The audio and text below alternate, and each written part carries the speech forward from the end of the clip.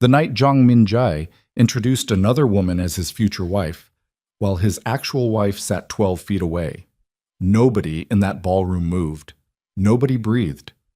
700 people watched Nia Okafor rise from her seat, straighten their daughter's bow, and walk out without a single word. By morning, the footage had broken the internet. By the end of this story, it will break him.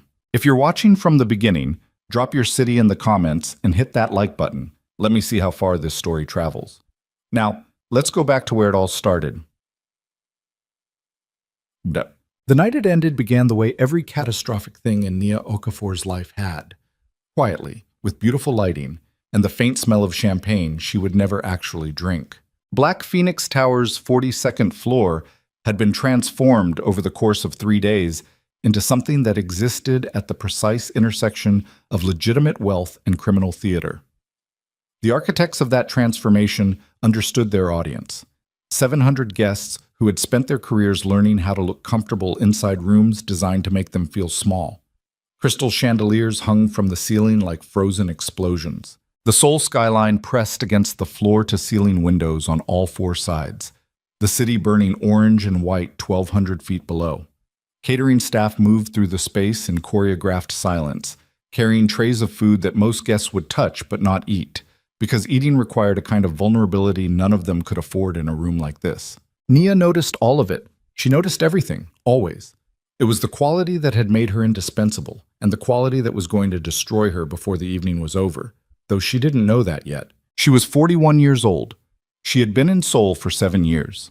She wore a deep burgundy dress with a structured neckline that her stylist had chosen, and she had agreed to without much opinion, because she had stopped having opinions about her appearance approximately 18 months ago when she had started redirecting all available mental energy towards survival.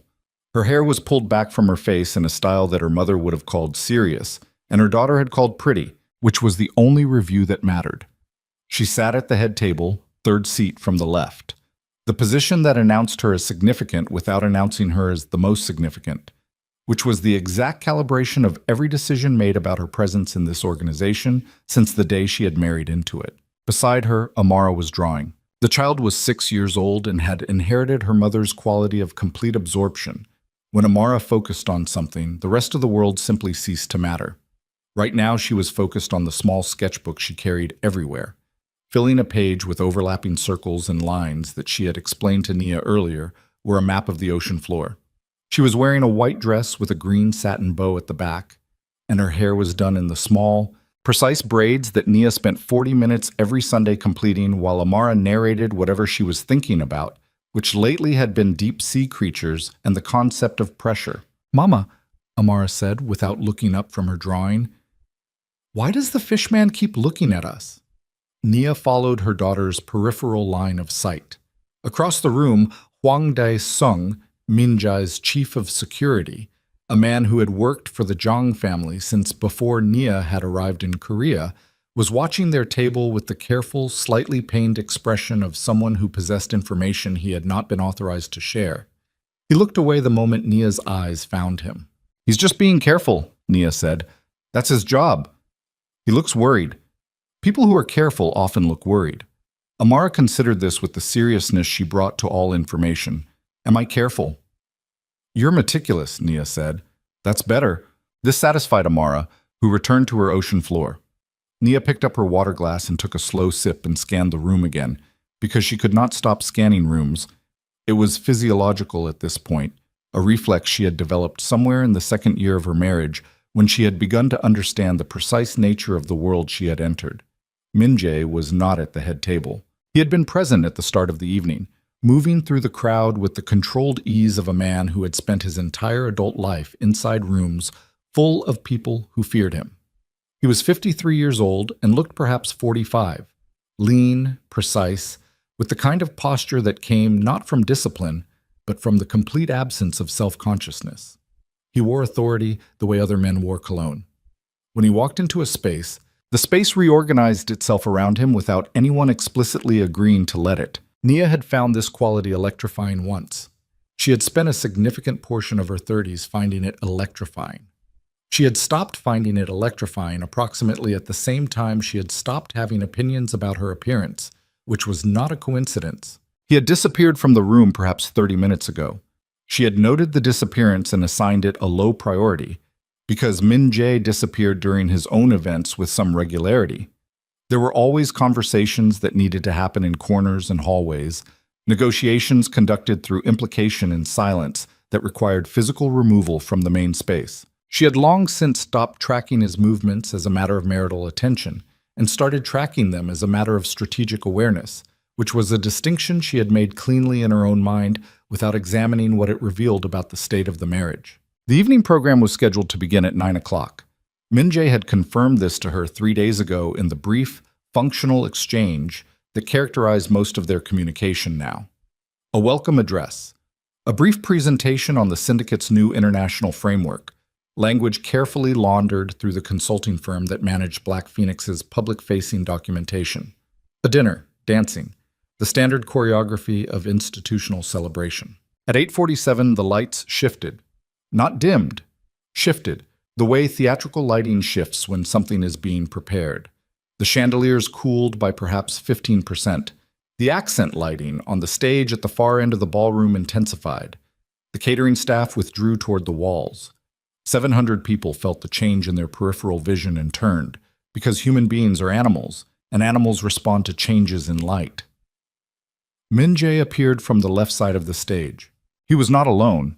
Maya saw the woman at the same moment everyone else did, but she processed the image on a different timeline. Slower, with the peculiar temporal distortion that accompanies genuine shock, the way the mind slows itself down to ensure it is correctly recording what it cannot afford to misinterpret. The woman was young, perhaps 28, perhaps 30, Korean, with a precise, careful beauty, the kind of face that photographed well from any angle, which Nia recognized because she had spent years working alongside people who were selected partly for exactly that quality. She wore a pale gold dress, and the dress was doing something that dresses in that color rarely manage to accomplish, which was that it was not competing with the person wearing it. She was visibly, unmistakably pregnant. Not newly pregnant. This was a pregnancy that had progressed to a stage requiring the careful management of public revelation, which meant it had been concealed, which meant the concealment had been deliberate, which meant Min Jae reached the center of the stage. He took the microphone with the ease of a man who had given 10,000 addresses in rooms like this one. The room was already silent in the way that rooms become silent when the person at the center of them has the capacity for violence. "Good evening," he said. His voice was measured, warm in the practiced way of men who have learned that warmth is a form of control. "Tonight I want to begin by sharing something personal before we discuss business." Nia did not move. She was aware of her hands on the table in front of her, of the water glass she had set down, of Amara's pencil moving across paper, of the 700 people in this room who were about to turn and look at her. She knew this with the same certainty she had known very few things in her life, with the bone-deep knowledge that lives beneath thought. "This is Yoon Ha-rin," Min Jae said. "She is carrying my child, and she will be my wife." The silence that followed was not the comfortable silence of a room processing a speech. It was the silence of a system crashing, the sound of 700 people's understanding of the situation they were in, revising itself violently and simultaneously. Nia felt Amara stop drawing. The pencil went still. The small body beside her went still. A 6-year-old who had been raised in a world of adults conducting complex negotiations did not always understand the content of those negotiations, but she was exquisitely sensitive to emotional temperature, and the temperature in this room had just dropped through the floor. "Mama," Amara said, very quietly. "I know," Nia said. Her voice came out level. She would examine that later. The fact that her voice was level, what that meant about who she was or who she had become, but right now it was simply information, and level was better than the alternative. She looked at Min Jae on the stage. He was looking at the crowd, not at her. He was performing the announcement, his posture unchanged, his expression composed, his hand not touching Ha-rin's arm, though she stood close enough that the space between them was its own statement. He looked like a man who had decided something and was not interested in second-guessing the decision. This was, she understood, the point. The entire staging of this moment was designed to communicate finality. Not conflict, not negotiation, conclusion. He was not asking the room to accept this. He was informing the room that the decision had already been made and that the room's function tonight was to witness the announcement of a reality that was already in effect. He still had not looked at her. Nia placed both hands flat on the table. She felt the linen beneath her palms, cool and slightly textured. She looked at her daughter, who was looking at her with an expression that was too controlled for a 6-year-old's face, the expression of a child who has learned that strong feelings require management in public. "Are we leaving?" Amar asked. "We're leaving," Nia said. She stood. The movement was slow, deliberate. Not the rushed movement of a woman fleeing, but the intentional movement of a woman who has decided where she is going and is proceeding there without hurry. She reached down and straightened Amar's bow with 2 fingers. A small adjustment. The kind of thing mothers do without thinking, except Nia was thinking. She was thinking with the terrible clarity of someone whose entire nervous system has just received a signal that should have been impossible. And the thinking was, let them watch. Let every person in this room see exactly who you are right now, because this moment is going to be remembered and it matters what they see. She took Amar's hand. They walked. The crowd parted. Not dramatically. No one stepped aside with visible intention. But the space opened anyway, because people understood without being told that they were witnessing something that required a corridor. Nia moved through the ballroom with her daughter's hand in hers and her back straight and her face composed, and she looked at no one and the room looked at her. And by the time they reached the elevator doors, she had completed the longest 47 feet of her life. The doors closed. Amar looked at the elevator ceiling for a long moment. Then she said, "Is Daddy marrying someone else?" Nia breathed in, out. The elevator descended. "Yes," she said. "That's what's happening." "Are they going to have a baby?" "Yes." "Are we going home?" "We're going to the car first," Nia said, "and then we're going home." "Okay," Amar said. And then, after a pause, in the careful voice she used for things she had considered seriously, "I don't like that." "Neither do I," Nia said. It was the most honest thing she had said to her daughter in months, and it landed between them in the elevator like something physical, like something that had been compressed for a long time, finally finding room to expand. By 11 o'clock that night, the footage was on every major platform in South Korea. Someone in the ballroom, it would later be impossible to identify exactly who, which Nia suspected was not an accident, had captured the precise moment of Min Jae's announcement on a phone, and the angle was perfect, in the way that angles are perfect when they have been planned. It showed the stage, it showed the crowd, and in the middle distance of the frame, it showed a black woman in a burgundy dress rising from her seat, adjusting a small girl's bow, taking the child's hand, and walking away from 700 people while her husband stood on a stage introducing her replacement. The caption on the first viral post read, "7 years, an empire, and a daughter." He didn't even look at her. By sunrise, it had been viewed 11 million times. By the following afternoon, it had generated more online discussion than any single event in South Korean social media history that did not involve a government scandal or a natural disaster. Nia knew about the footage. She had expected it. She had in fact planned for it. Not the filming, which she could not control, but her own behavior inside the frame, which she had controlled with surgical precision from the moment the light shifted and she had understood what was coming. She had stood up. She had straightened the bow. She had walked. She had not cried. She had not turned back. She had not said a single word to her husband, which meant he could not use anything she had said. And she had moved with the kind of quiet dignity that viral footage of a woman being publicly discarded tends to make devastating. She was not a woman who cried easily. This had been true before she arrived in Seoul, and had become truer every year she spent inside the Jang family's orbit, because the Jang family's orbit was not a place where emotional expression survived long. What she felt, alone in her bedroom at 2 in the morning after Amar was asleep, was not grief. It was something older and colder, a confirmation she had been preparing for and hoping was wrong, arriving at last in the form she had suspected it would take. She had known something like this was coming for 18 months. Not this specifically, not the stage, the dress, the pregnant woman positioned like a prop in a restoration narrative. But the shape of it, the elimination, the replacement, the syndicate's need to restructure its leadership image in a way that didn't include a Nigerian-born strategist who had accumulated enough institutional knowledge to constitute a genuine threat. She had seen the architecture of that plan assembling itself across a long period of small signals, documents that disappeared from her office and reappeared days later in positions she had not left them. Meetings whose existence she discovered through secondary sources, never directly. Madame Zhang, Minjai's mother, 74 years old and constructed entirely of preserved resentments, making comments at family dinners about the importance of sons, about the dilution of bloodlines, about what it meant to carry forward a name. The old woman never addressed these comments directly to Nia.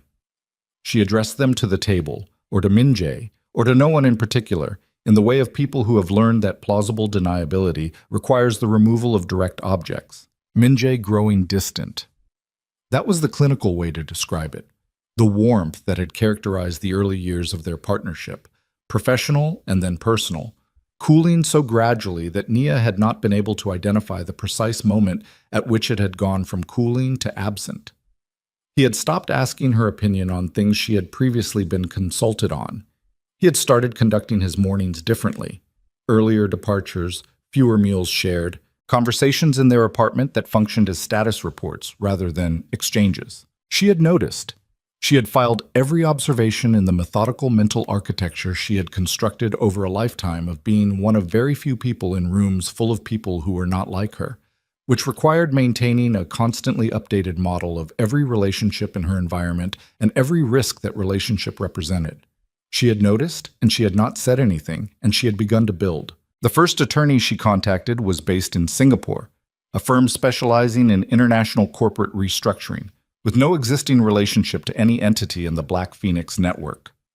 She had met the senior partner at a conference in Dubai 18 months ago and stored his card in a location her husband would never think to look, which was inside the spine of a translation dictionary on her home office bookshelf, between pages 340 and 341. The conversation with him had been careful, hypothetical.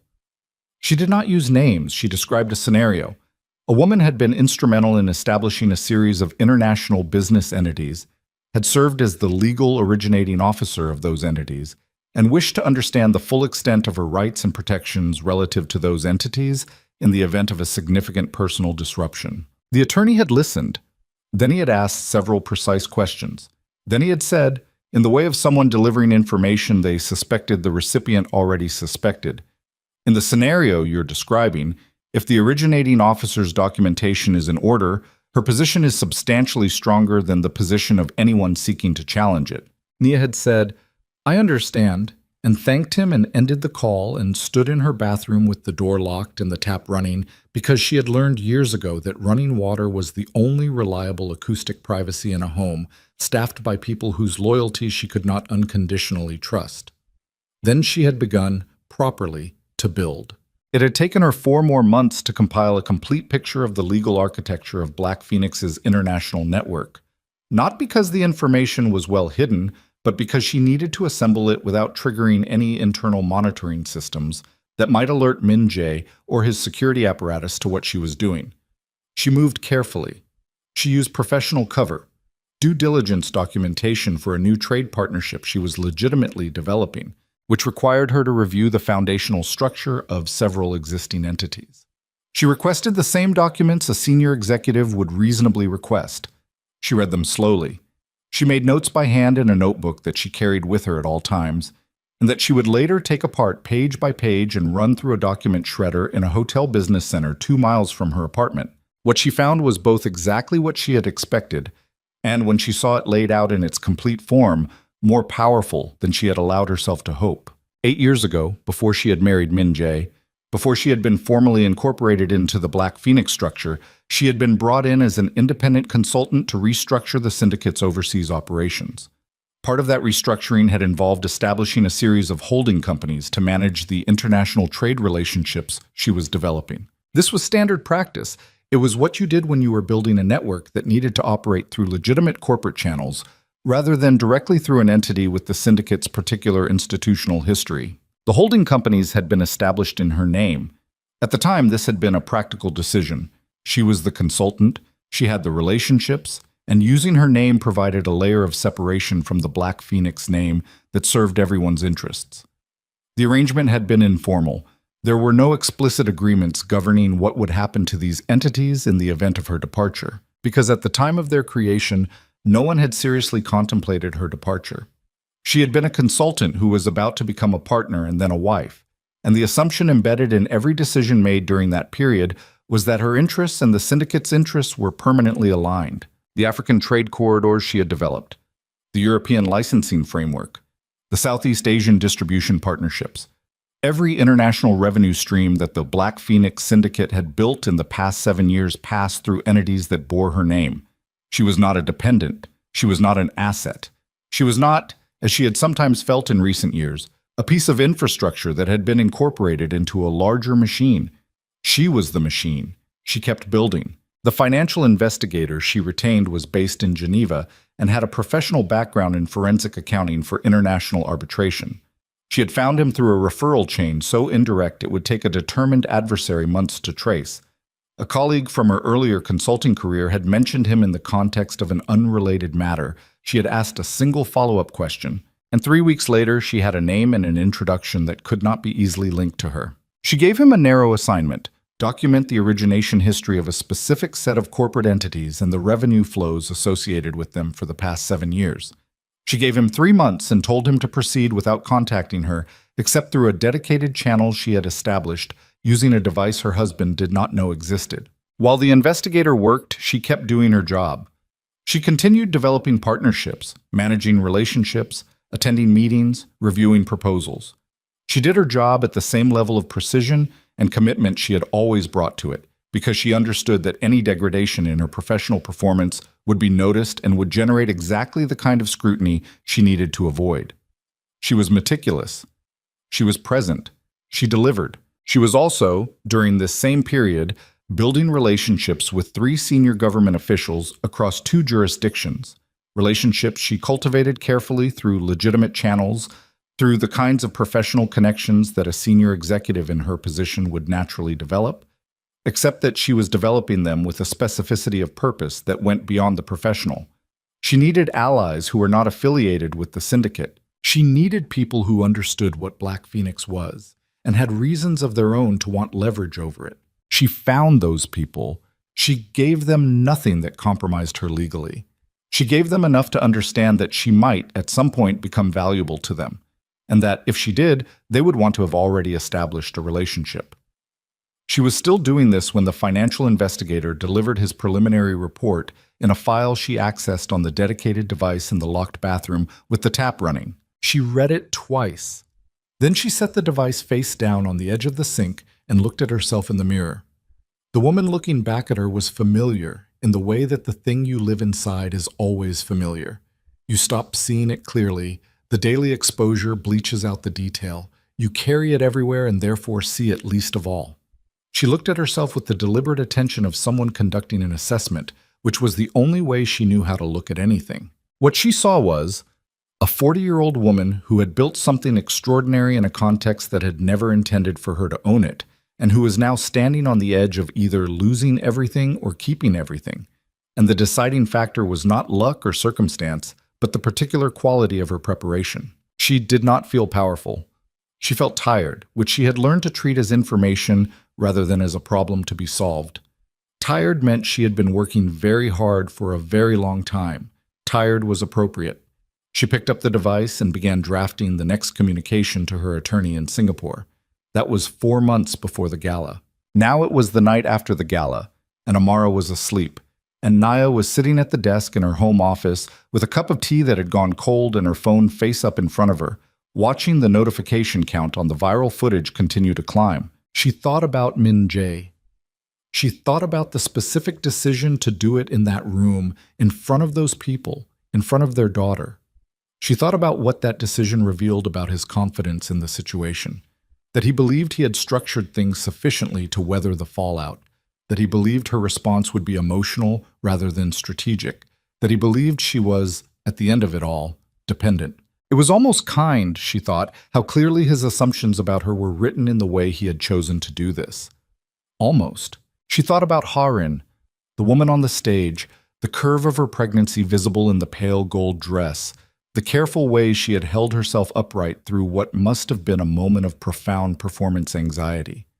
She thought about what it must feel like to be that woman right now, in whatever apartment or residence the Zhang family had arranged for her, processing the fact that she had just been presented to 700 underworld figures and politicians as the next chapter of a criminal dynasty. She thought, that woman has no idea what she's inside of. She thought, that will matter eventually. Then she set down her phone and opened her laptop and started working, because there were things that needed to be done before Minjae's attorneys contacted her attorneys in the morning, and she intended to be 3 moves ahead of that contact before it arrived. She worked until 4:30 in the morning. Then she went to lie next to her sleeping daughter and looked at the ceiling and thought about 18 months of careful, patient preparation and about what it meant that the thing she had been preparing for had finally arrived. It did not feel like relief exactly. It felt like the moment a storm that has been building on the horizon for a very long time finally makes contact with the shore. She had built her walls. She had mapped the channels. She had placed everything that mattered somewhere the storm could not reach it. Now she was going to find out if she had gotten it right. She closed her eyes. She did not sleep for a long time. When she did, she slept cleanly, without dreaming, which was the way she had always slept when she had done everything she could do and the rest was out of her hands. At 6:15 in the morning, her phone rang. A number she did not recognize, a South Korean mobile number, not in her contacts. She looked at it for 2 rings, then she picked up. "Who is this?" she said. Not a question, a request for information, delivered in the flat, careful voice she used when she was gathering data before deciding how to respond. There was a pause, and then a voice she did not recognize, a woman's voice, young, slightly unsteady, said, "My name is Yoon Ha-rin. I need to speak with you. I found something last night, something he didn't know I could access." Another pause, the steadiness in the voice fractured and rebuilt itself in real time. "I think I've made a terrible mistake, and I think you might be the only person who can help me understand how bad it is." Nia sat up. She was already awake. She had been awake for hours. She looked at the window, the Seoul skyline beginning to lighten at its edges, the city pulling itself toward another morning with the indifference of cities everywhere. "Tell me where you are," she said. Haran was staying in a serviced apartment in Mapogu, the kind of place that was expensive enough to feel safe and anonymous enough to feel temporary, which was exactly what it was. Nia had the address inside 4 minutes of the phone call ending, delivered by text from the same unknown number, and she had the address cross-referenced against 3 different mental maps of Seoul before she was out of bed. She did not bring security. This was a decision she made consciously, standing in her closet in the gray pre-dawn light, aware that it was the kind of decision that could be catastrophically wrong, and also aware that showing up to meet a frightened pregnant woman with 2 large men in suits would foreclose exactly the kind of conversation she needed to have. She dressed in dark trousers and a plain gray top. Nothing that communicated wealth or threat, nothing that required management, and she wrote a note for Amara and left it on the kitchen counter next to the cereal she would want. And she called the one person in her domestic staff she trusted with her daughter's physical safety and told him she would be back by noon. The drive took 22 minutes. It was early enough that Seoul had not yet fully assembled itself into the daytime city. The streets carried the slightly provisional quality of pre-rush hour, the light thin and directional, the air cooler than it would be in 3 hours. Nia drove herself. She had stopped using syndicate drivers for personal movements approximately 8 months ago, transitioning to the cover of preferring independence, which no one had challenged because independent women in executive positions preferring to drive themselves was sufficiently plausible as a personality trait that it did not require deeper examination. Haran opened the apartment door before Nia could knock a second time. She looked worse than she had on the stage. The gold dress was gone. She was wearing an oversized knit top and loose trousers, her hair down and slightly flattened on one side from what had clearly been an attempt at sleep that had not succeeded. Her face was the face of someone who had spent several hours at high-altitude emotional intensity and had not yet descended, still flushed in patches, eyes carrying the specific brightness of recent crying that had stopped, not because the feeling was gone, but because the body had simply run out of resources. She was, in the unmediated reality of the apartment doorway, very young. Nia had assessed her age as late 20s at the gala and revised that assessment now slightly downward. 27, maybe. Possibly 26. "Come in," Harin said. Her Korean carried a slight regional accent, not Seoul native. Nia came in. The apartment was clean in the impersonal way of serviced spaces. Furniture chosen to offend no one, art selected to occupy wall space rather than communicate anything. There was a half-eaten container of convenience store food on the kitchen counter and a phone charger plugged into the wall beside the couch, and a small pile of printed documents on the coffee table that Harin moved toward immediately, as if she needed something to do with her hands. "Sit down," Nia said. Not unkindly, as information. Harin sat. Nia sat across from her. The coffee table was between them with its pile of documents, and Nia did not look at the documents yet because she was looking at Harin, running the rapid and essentially involuntary assessment she ran on every new person in every new situation, reading the posture and the breathing and the specific quality of the fear in the room. The fear was genuine. That was the first thing. The second thing was that it was not the fear of someone who had been sent, not performance, not strategy. It was the fear of someone who had opened a door they did not know was there and had no idea what was on the other side. "How did you get my number?" Nia said. Harin looked at her hands. He had it in his phone in a contacts folder labeled with a code. I'd seen it before and didn't think. I didn't look. She stopped. "Last night after everything, I couldn't sleep. I went through his phone. He left it on the charger in the bedroom. He left his phone unsecured. He takes medication to sleep. It was after 3. A small, humorless exhale. He wasn't expecting me to. He didn't think I would." Nia noted this. A man who had just publicly humiliated his wife, who had orchestrated a major institutional announcement, who had been managing a covert pregnancy and a replacement strategy for however long, and he had slept afterward with his phone on the charger. That said something. Either he was supremely confident, or he was sloppy in contexts he considered controlled, or both. Probably both. "What did you find?" Nia said. Harin picked up the documents from the coffee table. Her hands were not entirely steady. "These are printed from an email chain. The chain goes back 2 years. She set them on the table facing Nia, but did not push them across. An unconscious hesitation, the last moment before the thing becomes real. "He had them forwarded to an account I didn't know about. I found the account because his phone was still logged in." Nia picked up the documents. She read them the way she read everything, fast, structured, starting with dates and sender names and working toward content. The email chain was between Min Jae and 2 others, a man identified only by initials she recognized as belonging to a senior member of the syndicate's internal advisory council, and a woman whose name she did not know, but whose institutional email domain she recognized as belonging to a political consulting firm that had done work for the Zhang family for years. The chain documented, across 22 months of communication, a specific project. The project had a name. Written in a corporate shorthand, she parsed within 2 readings as a restructuring initiative. The restructuring initiative involved the identification of a suitable candidate for a strategic partnership with Min Jae's family. The assessment of that candidate against a set of criteria. The management of the candidate's relationship with Min Jae through a process described in language so clinical, it took Nia a moment to understand that it was describing the manufacture of a romantic relationship. The candidate's fertility status, the optimal timeline for pregnancy announcement given the syndicate's political calendar. Harin had been selected, evaluated, introduced. The pregnancy had been timed. Nia set the documents down. She looked at Harin. Harin was looking at the table. Her jaw was tight, and her breathing was the controlled breathing of someone managing something very large in a very small container. "How long have you known him?" Nia said. 14 months. "How did you meet?" "At a fundraiser. He approached me. She stopped, restarted. "I thought it was real."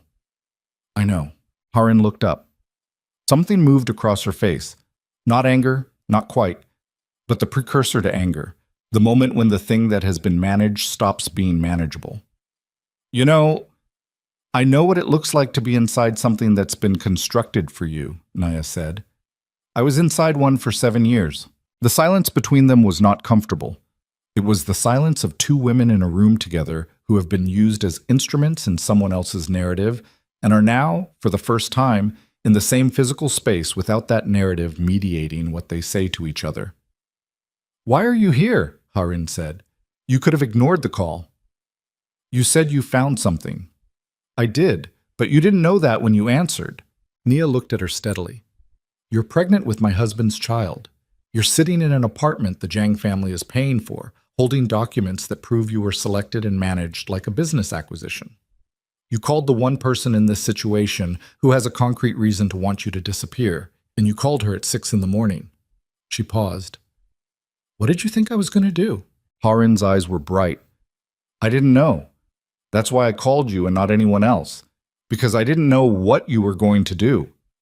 It was the most honest thing anyone had said to Nia in longer than she could immediately calculate. "Tell me what else you found," Nia said. Harin reached beside the couch and picked up her own phone. Screen cracked in one corner, which Nia noted as inconsistent with the curated presentation of the gala, a detail that spoke to the real conditions of Harin's life outside the performance. She turned the screen toward Nia. It was a photograph of another document. This one not an email, but what appeared to be an internal memo, printed on plain paper, the formatting suggesting it had been prepared by someone with legal training. The memo outlined a timeline. Harin's name appeared in it. So did Nia's. So did the specific language of a marital dissolution strategy. Not a divorce negotiation, but a dissolution, which was a meaningfully different word in this context, carrying implications about what was expected to remain after the process completed. The memo had been written 11 months ago. Nia read it once. She handed the phone back. "He planned to remove me before the announcement," she said. Not a question. "The memo says the announcement should come after the dissolution was finalized. But the timeline moved." Harin's voice had gone flatter, the earlier unsteadiness replaced by something harder. "I don't know why the timeline moved." Nia knew why the timeline had moved. She knew exactly why, because she had spent the past 18 months doing things that would have made an accelerated timeline operationally necessary for anyone watching her movements closely enough. She had been more careful than anyone in Min Jae's organization was equipped to detect. But careful was not invisible, and the decision to move the announcement before the dissolution was complete told her that someone in his apparatus had sensed something shifting without being able to identify exactly what. He had rushed. The rush had been a mistake. And she was sitting in this apartment because the rush had frightened a young woman into making a 6 a.m. phone call that had just handed Nia something she had not had before, a human source with physical access to Min Jae's private communications, who had a concrete personal reason to cooperate. She breathed in, out. "Okay," she said. "Okay?" Harin said. "I'm going to ask you something, and I need you to answer it honestly, not the way you think I want you to answer it." Nia looked at her directly.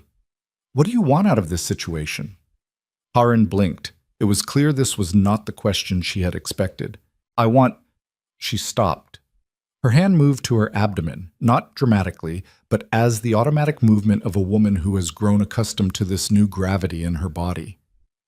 "I want to not be a piece in someone's game. I want my child to be safe.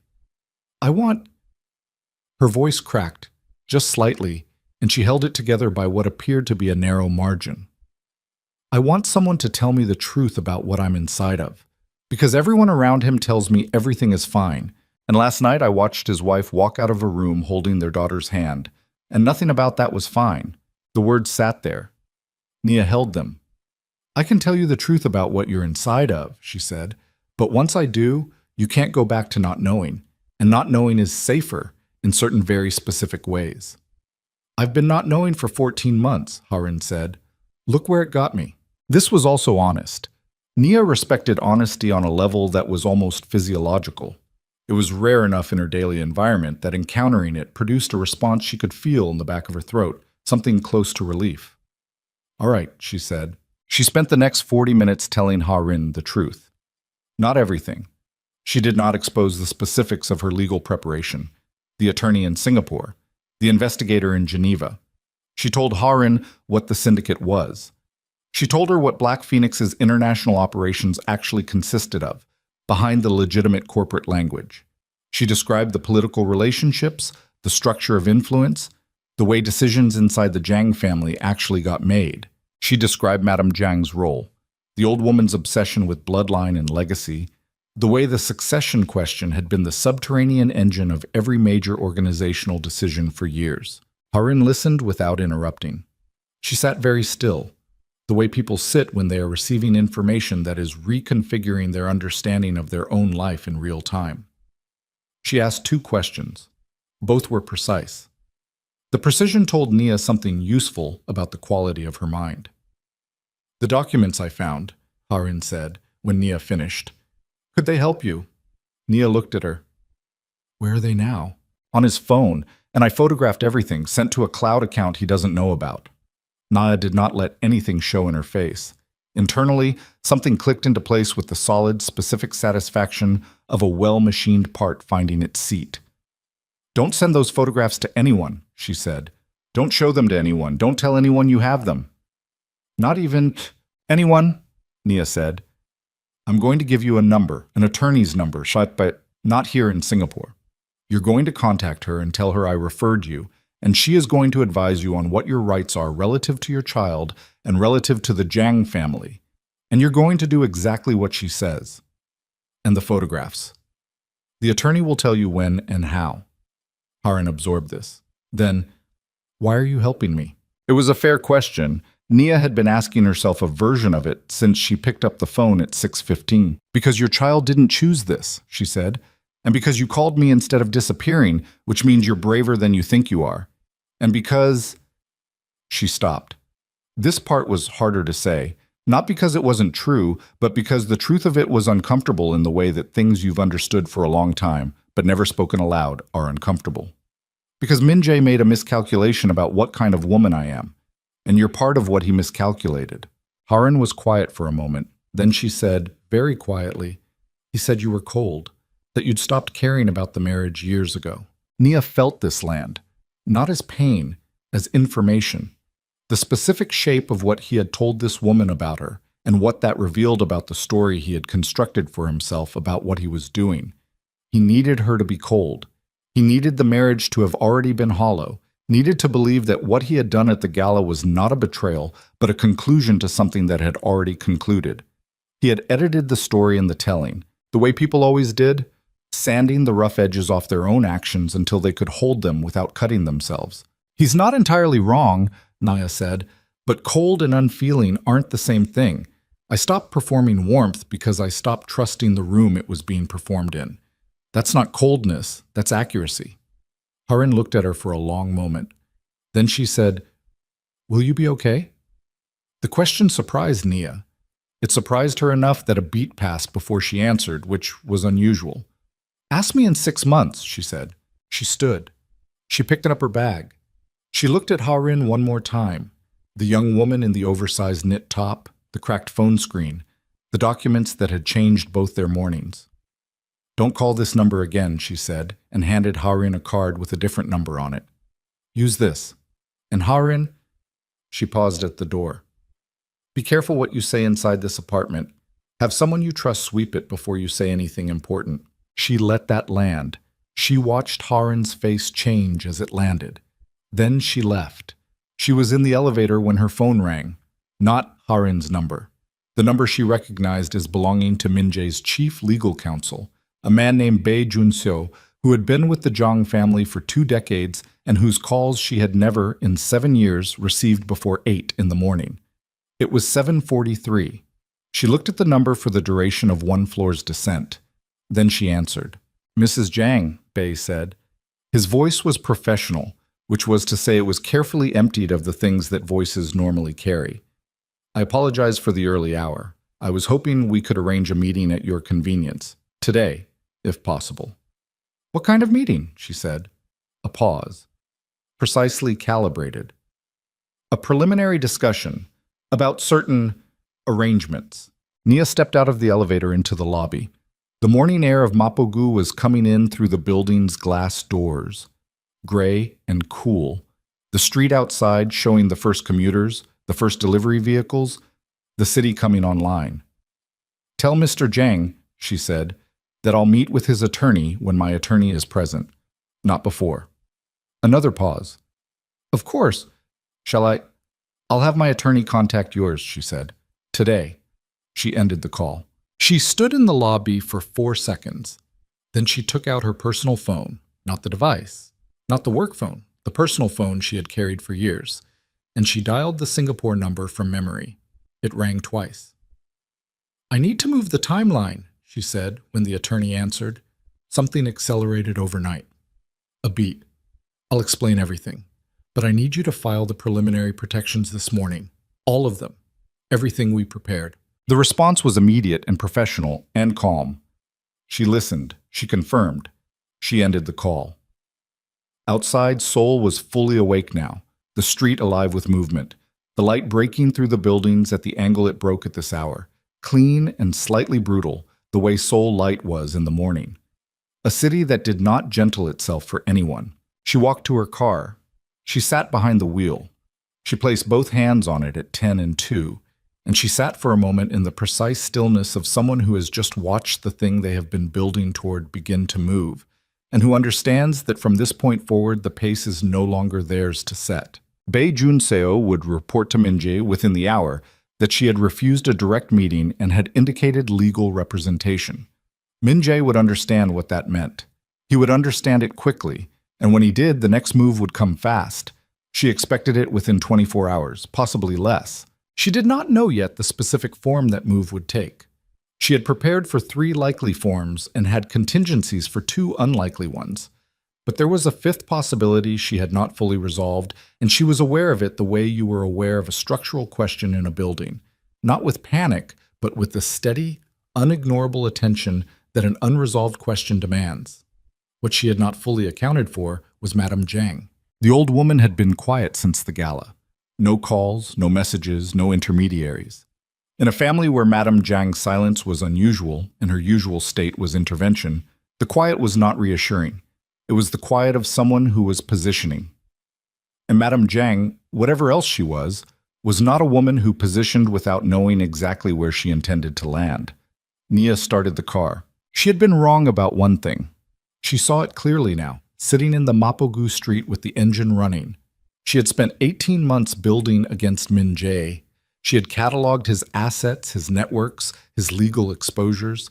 She had mapped his decisions and anticipated his responses and prepared her documentation against his likely moves. She had underestimated the mother.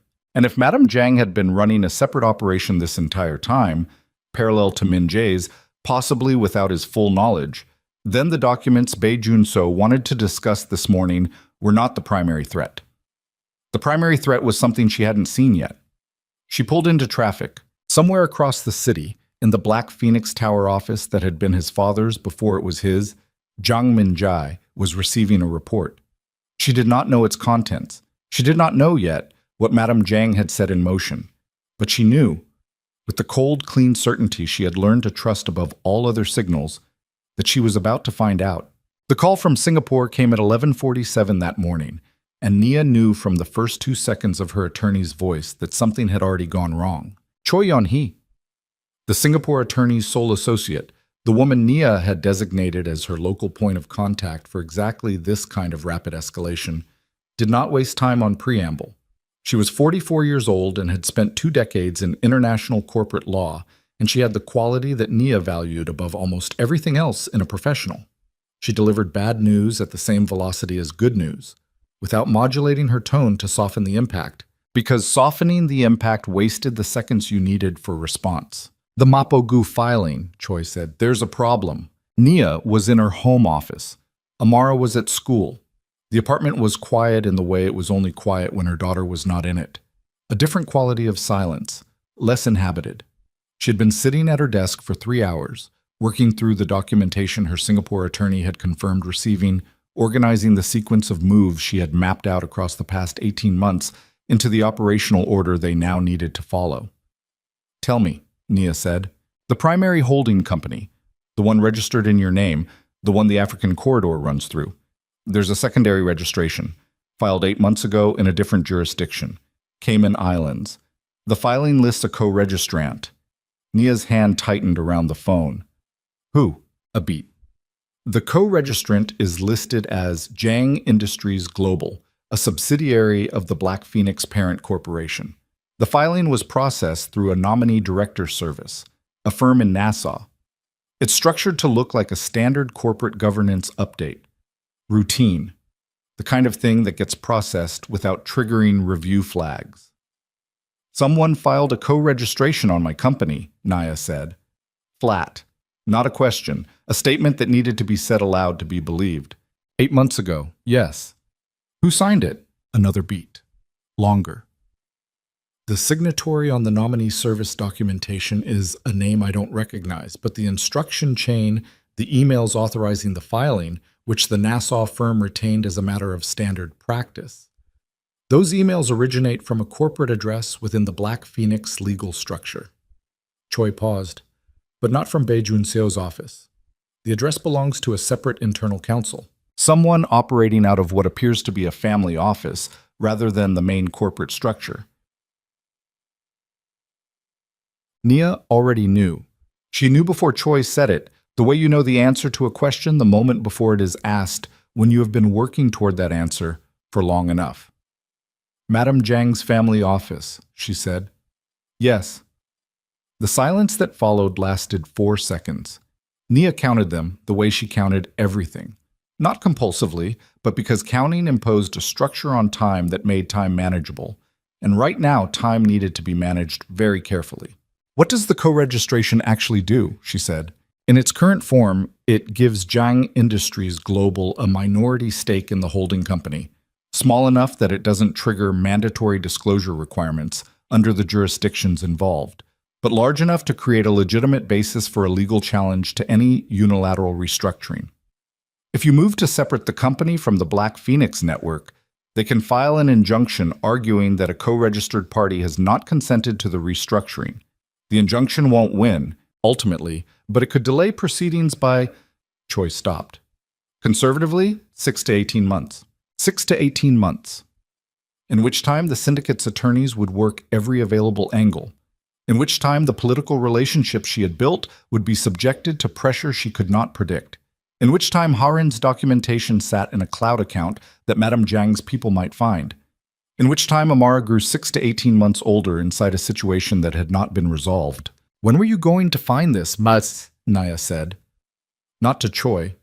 To herself, mostly. But Choi answered. We found it this morning. When we filed the preliminary protections, the registration check flagged the anomaly. It appears the nominee service made an error in their filing reference. A clerical error that created a cross-reference visible in the standard search. Without that error, we may not have found it for weeks. An error. Madame Zhang's people had moved so quietly, so carefully, that the only reason it was visible now was because someone in a Nassau filing office had transposed a reference number. Nia set the phone down on the desk for 3 seconds. She looked at the wall, then she picked it up.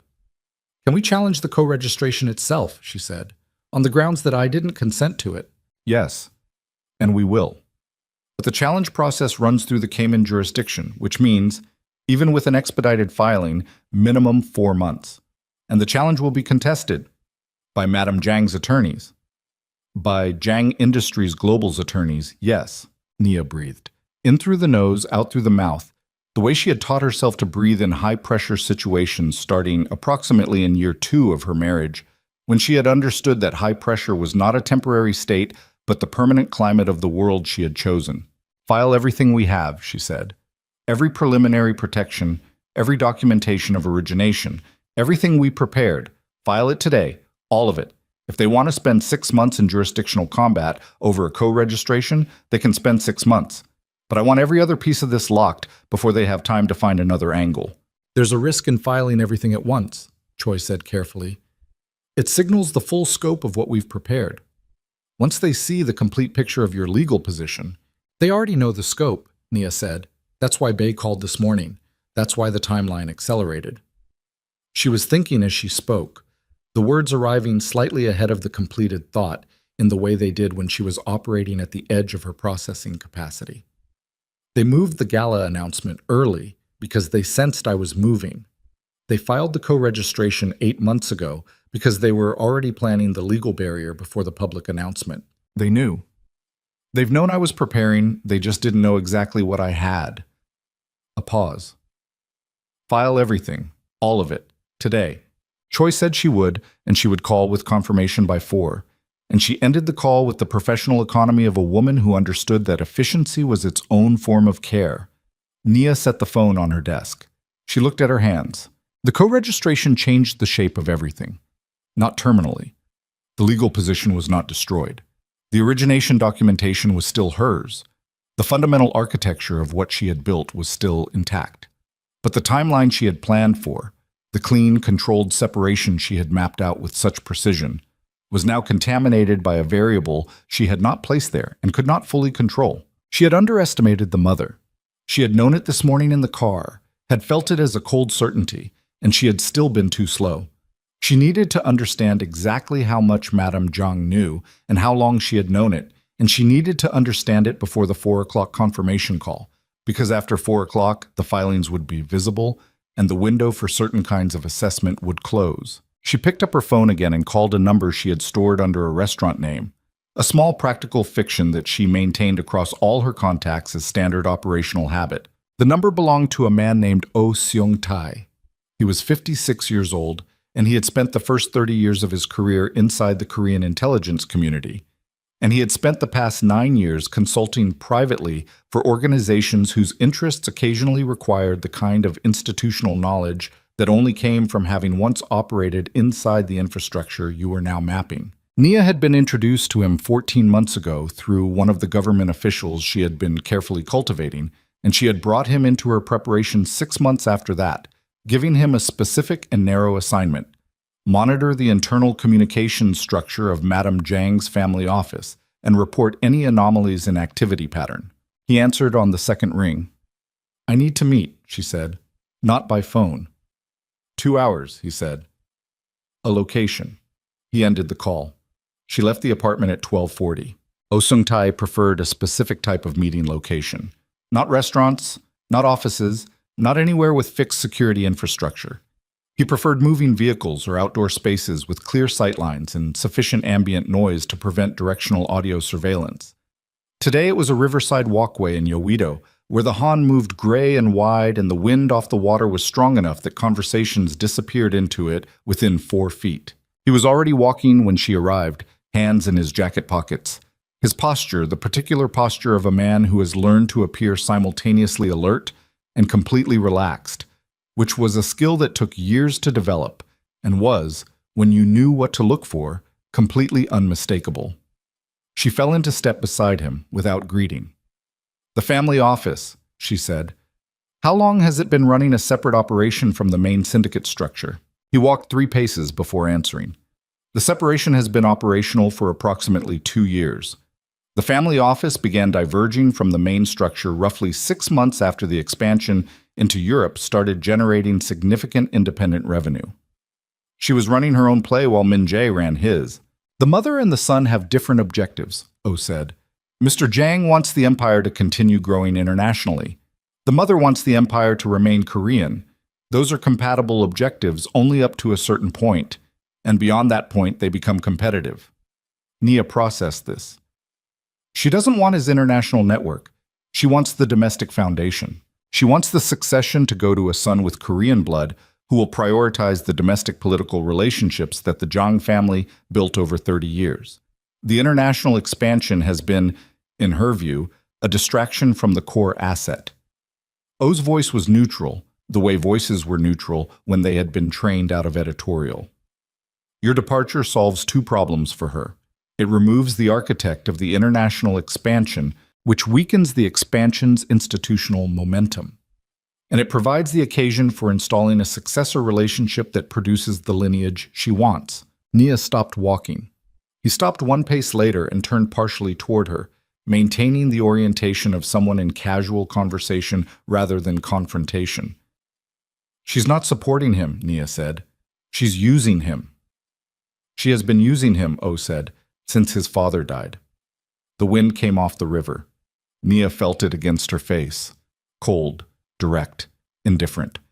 The Han moved below the walkway railing, the gray water carrying whatever it carried, not caring about any of it. "The co-registration," she said. Was that her initiative or his? Hers, the instruction originated in the family office. Mr. Jiang was informed after the filing was complete. A pause. He did not object.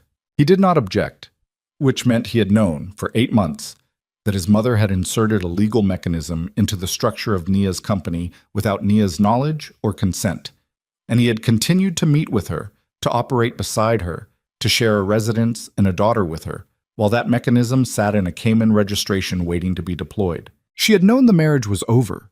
She had accepted that 18 months ago in the locked bathroom with the tap running, when the shape of the plan against her had first become legible. She had not been preserving the marriage. She had been preserving her position. But there was a difference between knowing your husband had decided to replace you and knowing he had sat across breakfast from you for 8 months while his mother's attorneys undermined the legal foundation of everything you had built and said nothing and eaten his breakfast and continued the performance of the household. She felt the anger arrive. Not as heat. She did not experience anger as heat, had never experienced it as heat, which she suspected was a temperamental quality that had saved her from a significant number of catastrophic decisions over the course of her life. She experienced it as a kind of sharpening. The world becoming more precise, the edges of things more defined, the calculation becoming faster and colder and less interested in the outcomes that weren't hers. "What else?" she said. Her voice was flat, and she heard the flatness, and she did not moderate it. O looked at her. He had the quality of certain experienced people of being very still without being passive, the stillness of someone fully engaged. "There's something else," he said. "Something that changed in the past 48 hours. He reached into his jacket and produced a folded paper. A printout, she saw when he handed it to her, of what appeared to be an internal memo similar to the one Hareen had photographed. But this one was longer, and the language was different, and the date on it was yesterday. She read it standing on the walkway with the wind trying to take the paper out of her hands. The memo was addressed to Madame Jiang from her family office's lead attorney.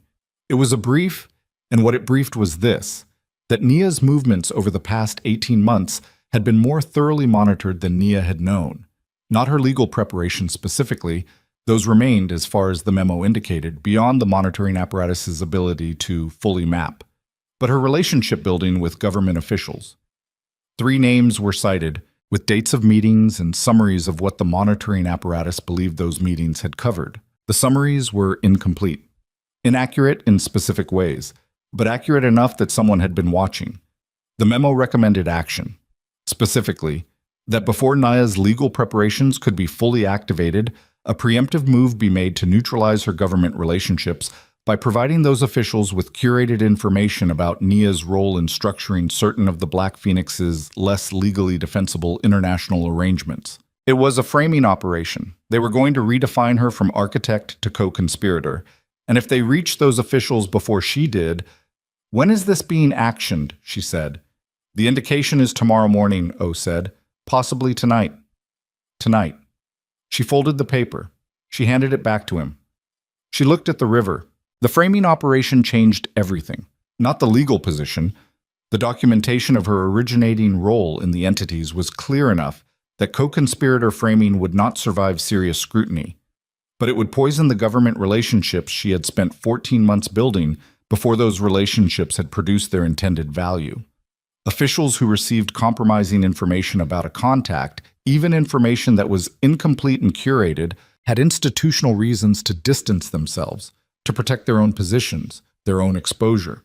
They would not become adversaries, but they would become unavailable.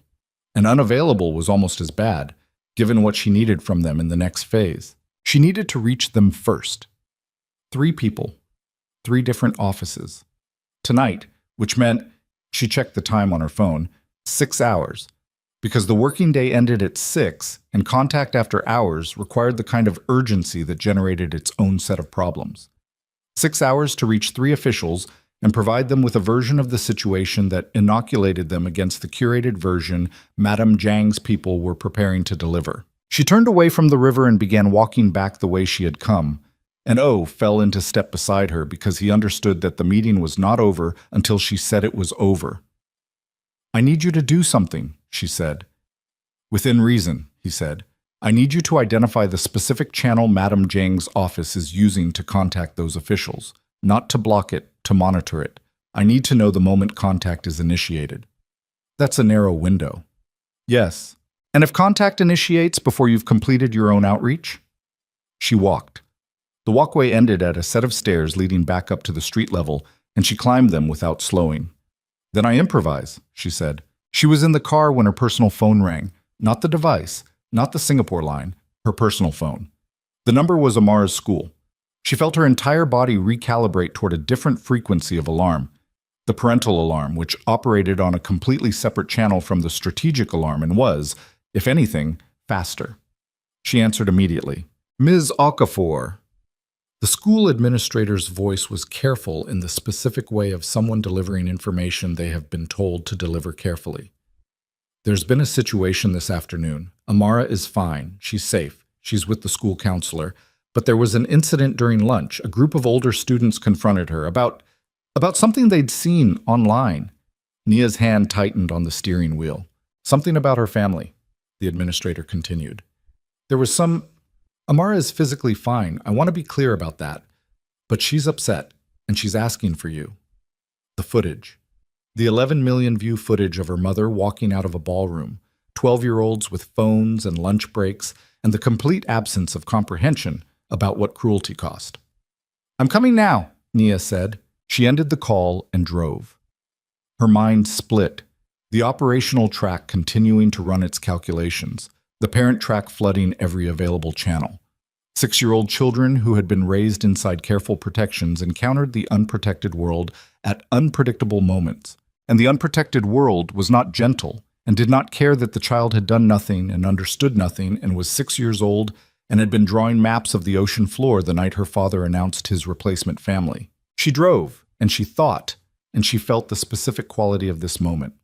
The compression of it, the number of things pressing simultaneously against the available surface area of her capacity, and she recognized it as the moment she had not fully prepared for. Not the legal attack, not the government officials, not the co-registration or the framing operation or any of the strategic pieces that had been moving against her since last night. This. Amara in a school counselor's office, upset, asking for her mother. This was the thing that could break her. Not the empire, not the law, not Madame Jiang's separate operation or Min Jae's comfortable breakfast silences. The 6-year-old asking for her. That was the fault line. And Madame Jiang, who had raised a son and understood fault lines in ways that no legal brief could capture, may have understood that from the... Amara was sitting in a chair outside the counselor's office when Nia arrived, and the sight of her daughter, small, upright, still wearing the school uniform with its precise white collar, her braids slightly loosened from the morning, landed in Nia's chest like something physical. The child was not crying. That was the first thing Nia registered. She had stopped crying before Nia arrived, which meant she had cried and then composed herself, which meant she had been in that chair for some time working on composing herself, which was both a thing that made Nia deeply proud and a thing that made her want to take the entire day apart with her hands. Amara looked up when she heard footsteps. When she saw her mother, something in her face changed. Not broke, just changed, the way a held breath releases. "Mama," she said. Nia crossed the distance in 4 steps and crouched in front of the chair and looked at her daughter's face. A small redness at the outer corner of one eye. No other physical marks. "I'm here," Nia said. "They showed me a video," Amara said. Her voice was careful, the way it was careful when she was managing something too large for its container. "On someone's phone, of you and me, from the party." "I know." They said, a pause. She pressed her lips together the way she pressed them when she was deciding how honest to be about something. "They said Daddy doesn't want us anymore," Nia breathed. The words were simple, the way the worst things were always simple, small enough to be said by a child, heavy enough to reorganize everything they touched. "What do you think?" Nia said. Amar considered this with the seriousness she brought to all real questions. "I think it's more complicated than that," she said finally. "It is," Nia said. "You're right. It's more complicated than that." She stayed at the school for 40 minutes. She spoke to the administrator, who apologized in the specific language of institutions managing situations they had not predicted. She spoke to the counselor, a young woman who was professionally gentle and whom Nia assessed as competent and well-meaning and slightly overwhelmed by the intensity of the family situation she was peripherally adjacent to. She arranged for Amara to be escorted between classes for the remainder of the week, which she framed as standard protocol, and which Amara accepted without objection, which told her the morning had frightened her daughter more than the composed posture in the chair had indicated. She drove Amara home, and she ordered food that Amara liked, and she sat with her daughter for 2 hours in a way that required the complete suspension of the strategic processing that had been running continuously since 6 that morning. Not suppression. She had learned long ago that suppression produced leakage, that the feelings and calculations you tried to hold under the surface found their way out through cracks you didn't predict. Suspension, instead. The deliberate, temporary setting aside of everything that was not this room, this child, this particular Tuesday afternoon. At 4:15, when Amara was absorbed in a drawing and the food containers were cleared and the apartment was quiet, Nia stood at her office doorway with her phone in her hand. Choi had called twice. Oh Seung-tae had sent a message through the secure channel. The Singapore attorney had left a voicemail. The world had continued its acceleration while she sat with her daughter, and the distance between where the situation had been at noon and where it was now had grown in her absence. She went into her office. She closed the door. She called Choi first. "The filings went through," Choi said. "All of them. But there's something you need to know." "Tell me." Bae-jun-so filed a counter-motion 40 minutes after our submission.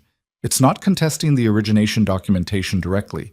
It's contesting your legal standing to file without board approval on the grounds that your executive role within the syndicate structure creates a fiduciary obligation that— "It's a delay mechanism," Nia said. "Yes, but a functional one.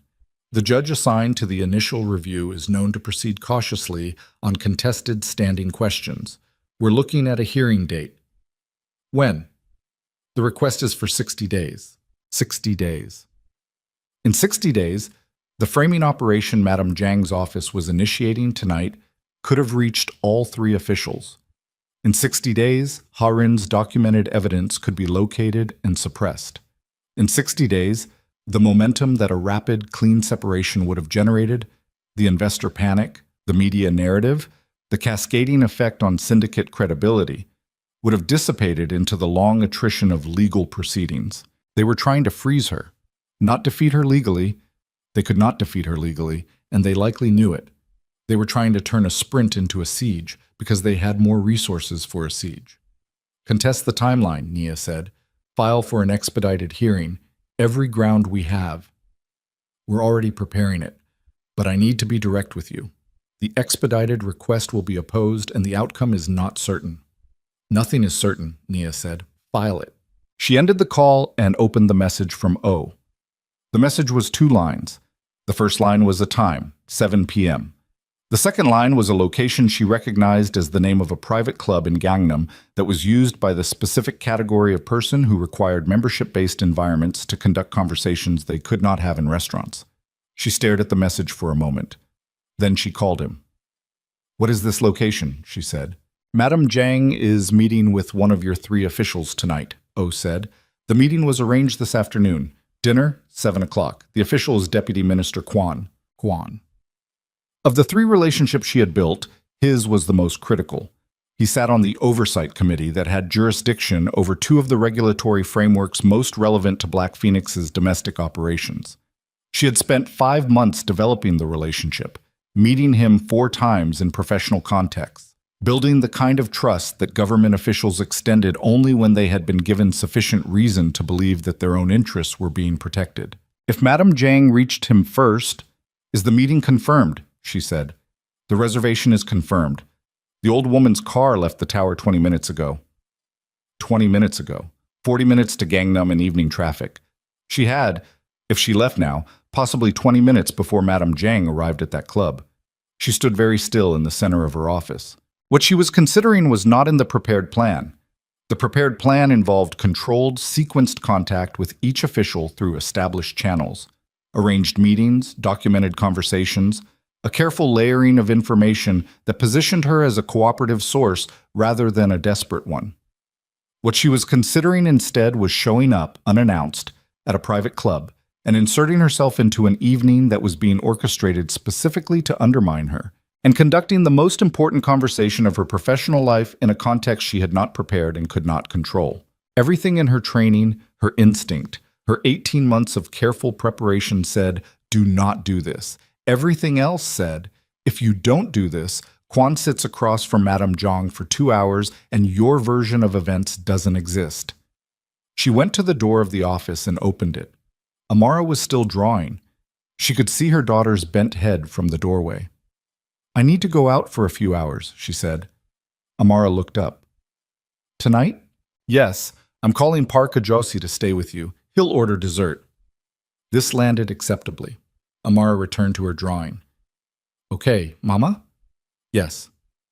When things are less complicated, she paused, working through the sentence. Can we go to the ocean? Yes, Nia said. We're going to the ocean. She called her driver. She was in the car in 7 minutes. She called O from the back seat. I need you to get me into that club, she said. A silence. That's not a simple request. I know. Can you do it? Another silence, shorter. There's a side entrance. Members bring guests. I know the floor manager. He owes me something old. But if you're seen going in, I'm not hiding, she said. I just need to get there before she does. She arrived at 6:43. The club occupied the 3rd floor of a building that from the outside communicated nothing. No signage, no visible entrance, the kind of architectural anonymity that wealth used when it no longer needed to demonstrate itself. The side entrance O had specified was a service corridor that connected to the main floor through a kitchen pass. And the floor manager who met her there was a compact man in his 60s who looked at her with the careful neutrality of someone processing an unusual situation and deciding not to have an opinion about it. Deputy Minister Quan was already there. She had not anticipated this, had assumed she would arrive first and have time to compose the approach. But he was seated at a corner table near the window, 58 years old, with the carefully maintained appearance of a man who understood that his physical presentation was a professional instrument. He had a glass of water in front of him. He was reading something on his phone. He looked up when she appeared, and to his credit, she would think about this later, the quality of his response, he did not look panicked.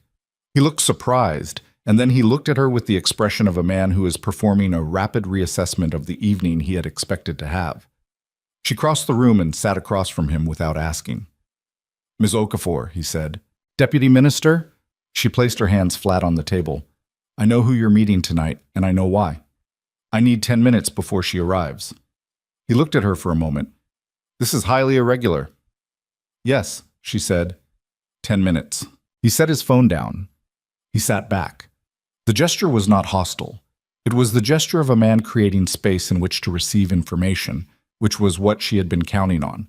Quan was a political survivor, which meant he was constitutionally oriented toward collecting information from all available sources before making decisions, because information was the commodity his entire professional existence depended on. 10 minutes, he said. She talked. She had done this before. Compressed, essential briefings where every word needed to carry weight and the structure needed to be clear enough to survive the recipient's real-time skepticism. She told him what the Black Phoenix Syndicate actually was relative to his committee's jurisdiction. She told him what she had documented, not the specifics, but the categories. Financial transactions, regulatory violations, the mechanisms by which the syndicate had maintained its domestic political protection for 30 years. She told him that she was in the process of separating her international business from the syndicate structure, that this separation was being legally contested, and that tonight's dinner was an attempt to inoculate him against her version of events before she could deliver it. She was precise. She was fast. She did not embellish and she did not plead. She spoke the way she had always spoken in professional contexts, with the kind of factual directness that assumed the listener was intelligent and did not need the implications drawn out for them. She was 6 minutes in when the door of the club opened and Madame Zhang walked in. The old woman was 74 years old and moved like someone who had stopped accommodating the pace of rooms she walked into approximately 40 years ago. She was small. Nia had always been struck by this, by the discrepancy between the scale of Madame Zhang's physical presence and the scale of the force she exerted. She wore a dark suit with the kind of conservative precision that communicated she had never needed fashion to establish authority. She had two people behind her, neither of whom was introduced and neither of whom needed to be. She saw Nia at Kwan's table from across the room. She stopped walking. For 3 seconds, the two women looked at each other across the length of a private club in Gangnam, and the air between them was the particular air of a confrontation that had been building for 7 years and had been avoided by strategy, by circumstance, by the careful management of proximity, until this moment, when it could not be avoided because they were both in the same room and the deputy minister was sitting between them. Then Madame Jiang walked forward. She walked to the table. She stood beside it, not sitting, and she looked at Nia with the expression of someone who has just watched an opponent make an unexpected move and is deciding whether to be impressed or contemptuous. "You're in my seat," she said. In English, which was unusual, she almost always spoke Korean in Nia's presence, using the need for translation as a mechanism of exclusion. English meant she wanted this understood clearly. "Sit down, Madame Jiang," Nia said. "There's room." The old woman's eyes did not move.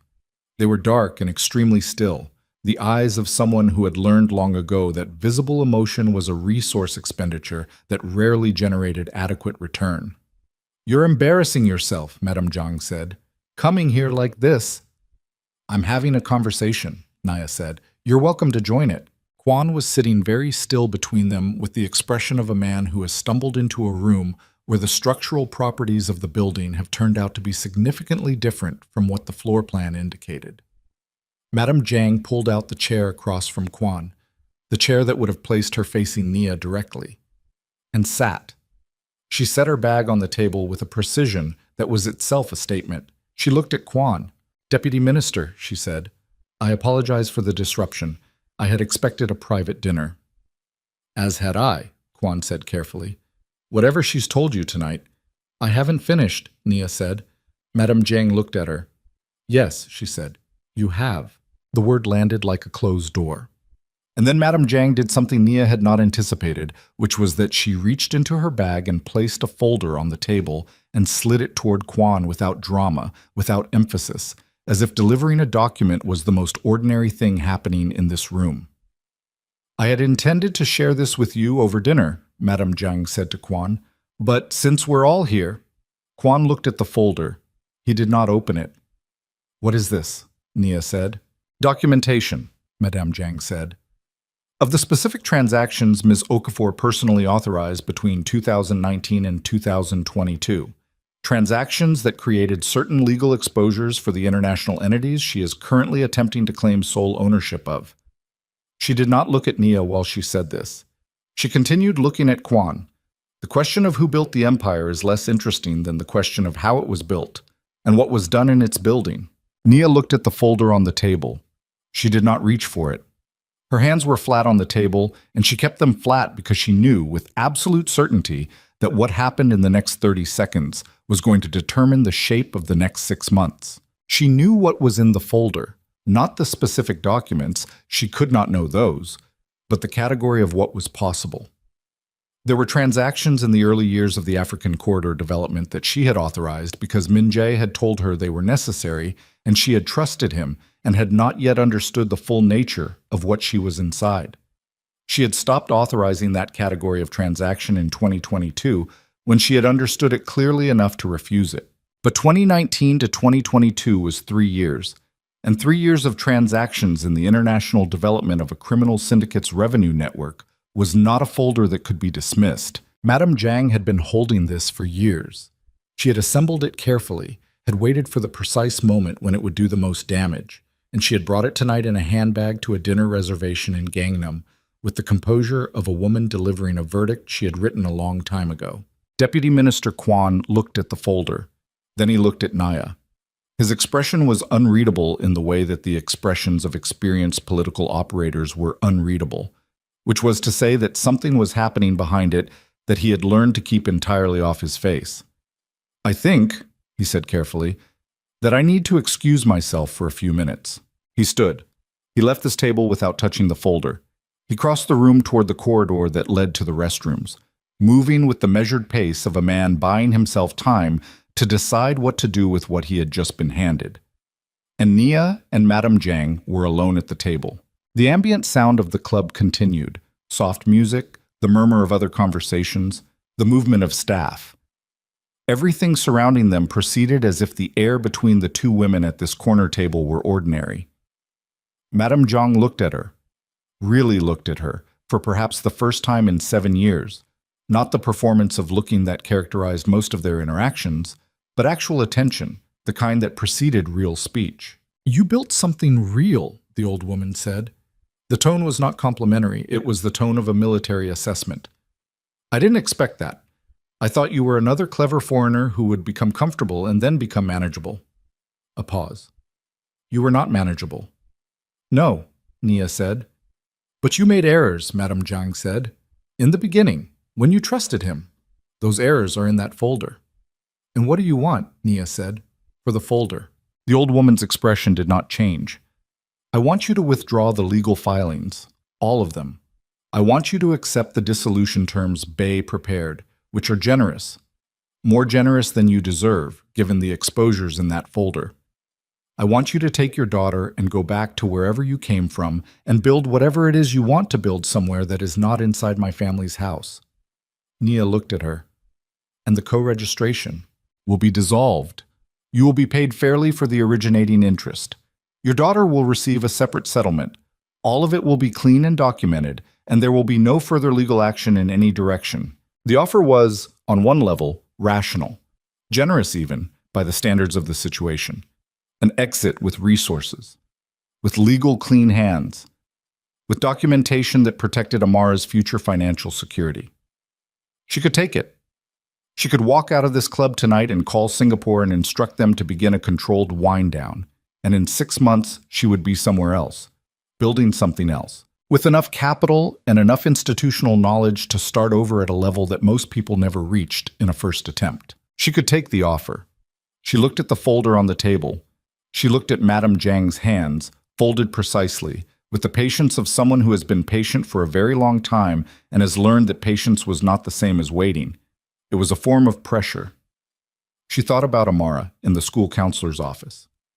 The composed posture, the loosened braids, the deliberate 6-year-old voice saying it's more complicated than that. She thought about Harin's phone, the cloud account, the photographs of documents that proved the selection and the manufacture and the careful clinical planning of a replacement. She thought about the journalists she had been in quiet contact with for the past 4 months. 3 separate investigative teams across 2 countries, each given a narrow piece of the picture, each waiting for her signal to proceed. She thought about the fact that Madame Zhang had not mentioned Harin once, had not mentioned the documents on Harin's phone, which meant either she knew about them and was choosing not to reveal that she knew, or she did not know, and the young woman in the Mapogu apartment with the cracked phone screen had managed to find and copy those emails without triggering the monitoring apparatus of one of the most surveillance-capable private organizations in South Korea. If Madame Zhang did not know about Harin's evidence, if that piece was still in play— "No," Nia said. The old woman's eyes did not widen. They were incapable of widening in surprise. They had been trained past surprise years ago. But something moved in them, something recalculated. "You are choosing this," Madame Zhang said. Not a question, not a warning, a confirmation, the way you confirmed coordinates before a strike. "I'm choosing this," Nia said. Madame Zhang reached across the table and picked up the folder. She did not open it. She held it. "When Deputy Minister Quan returns to this table," she said, "he will receive this documentation. By tomorrow morning, the other 2 officials you have been cultivating will receive copies through separate channels. Your legal filings will be contested at every stage by every attorney in our network, and we have more attorneys than you have months." She set the folder down again, precisely, in exactly the position it had occupied before. "You are choosing to fight something you cannot win on the timeline that matters. But we'll see," Nia said. "Yes," Madame Zhang said. "We will." Across the club, Deputy Minister Quan was emerging from the corridor. He was walking back toward the table with the careful pace of a man who had made a decision. Nia could not read from his posture which decision it was. Her phone vibrated in her jacket pocket. She did not reach for it. It vibrated again. A pattern she recognized as Oh Seung-tae's notification signal, the 2-pulse sequence that meant urgent. She kept her hands on the table. She watched Quan approach. The phone vibrated a third time. She reached into her pocket, tilted the screen toward her without lifting it from her lap, and read the message in her peripheral vision while maintaining eye contact with the approaching deputy minister. The message was 4 words. Ha Rin, hospital, call now. The floor did not shift. The lights did not change. Deputy Minister Quan reached the table and pulled out his chair and sat. And Madame Jiang picked up the folder and held it in both hands with the patience of someone holding something that had already done its work. And the ambient sound of the club continued its soft, indifferent murmur. And Nia sat in the middle of it with 4 words on a screen in her lap and understood that whatever she had thought the next 24 hours were going to look like, She excused herself from the table in the way that people excused themselves in rooms like this one, with economy, without explanation, because explaining required justification, and justification required the acknowledgement that someone else's permission was relevant. She told Quan she would be in touch through her attorney. She did not look at Madame Jiang. She picked up her bag and she walked across the club floor and through the side corridor and down the service stairs and out into the Gangnam night, and she was calling Oh before the door closed behind her. What happened, she said, 30 minutes ago. Oh's voice carried the compressed quality it carried when he was delivering information he had not yet fully processed himself. Harin went into early labor. She's at Severance Hospital. The Zhang family was notified. Standard protocol through the resident staff. Minjae is already there. Nia stopped walking. The street outside the building was ordinary Seoul evening. Traffic, pedestrians, the smell of food from a restaurant 2 doors down, the sky carrying the orange-gray of the city at night. How early? She said. 34 weeks. 34 weeks. Not catastrophic. Medicine had made 34 weeks survivable, routinely survivable, and Severance was one of the best hospitals in the country. But not easy either. Not uncomplicated. A 34-week labor was a body making a decision under duress, which was what bodies did when the duress became sufficient. She thought about Harin in the Mapogu apartment, the oversized knit top, the cracked phone screen, the careful steadiness of a woman managing something very large in a very small container. She thought about the cloud account. She thought about the 4 months of documented communication sitting in photographs on a device the Zhang family did not know existed, and she thought about what would happen to that device if Harin was in a hospital under Zhang family supervision and the cloud account password existed only in Harin's memory. The phone, Nia said. I don't know where it is, Oh said. Find out. Don't go near the hospital. Stay away from anything connected to the Jiang name tonight, but find out where the phone is. She ended the call. She stood on the street for 4 seconds. Then she got into the car and told her driver to take her home, because there was nothing she could do at a hospital and Amara needed her home. And the best thing she could do for Ha-Rin tonight was not be visibly connected to her in any way that gave the Zhang family additional grounds to restrict her access to her own communications. The drive home was 31 minutes. She spent it working through what had shifted. Madame Jiang now knew, or would know within hours, that Nia had refused the offer. That refusal would trigger the next phase, the distribution of the folder's contents to Quan and the other 2 officials, the full legal opposition deployment, the comprehensive pressure campaign that the old woman had outlined across a private club dinner table with the calm of someone reading a prepared text.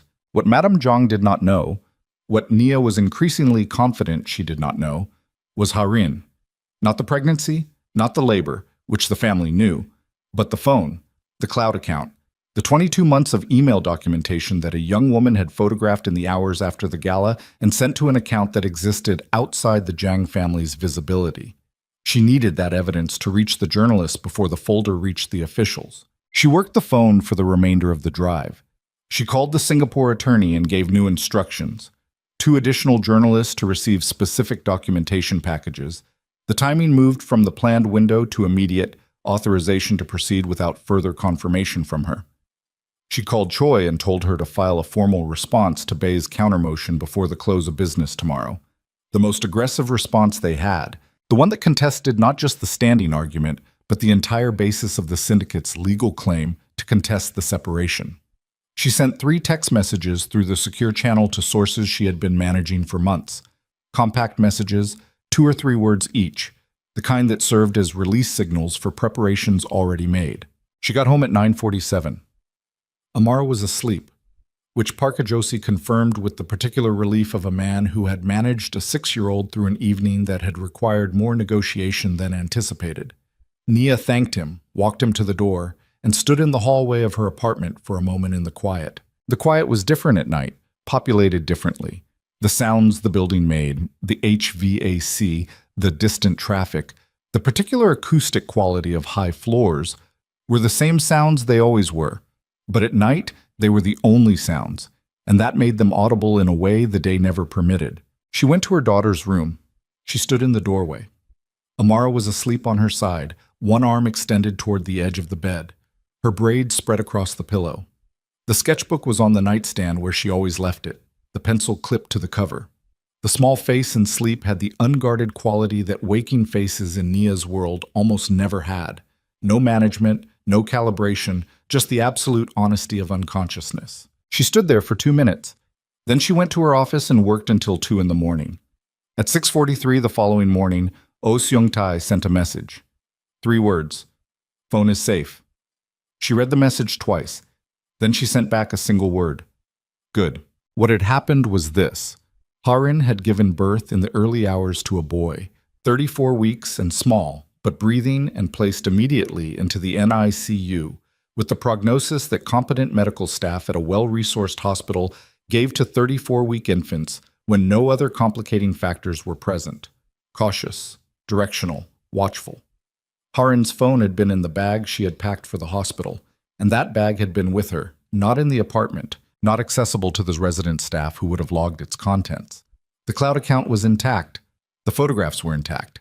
Harin's attorney, the Singapore firm's sole associate, the number Nia had given her, had arrived at the hospital at midnight and had remained professionally in the capacity of legal representation for the patient.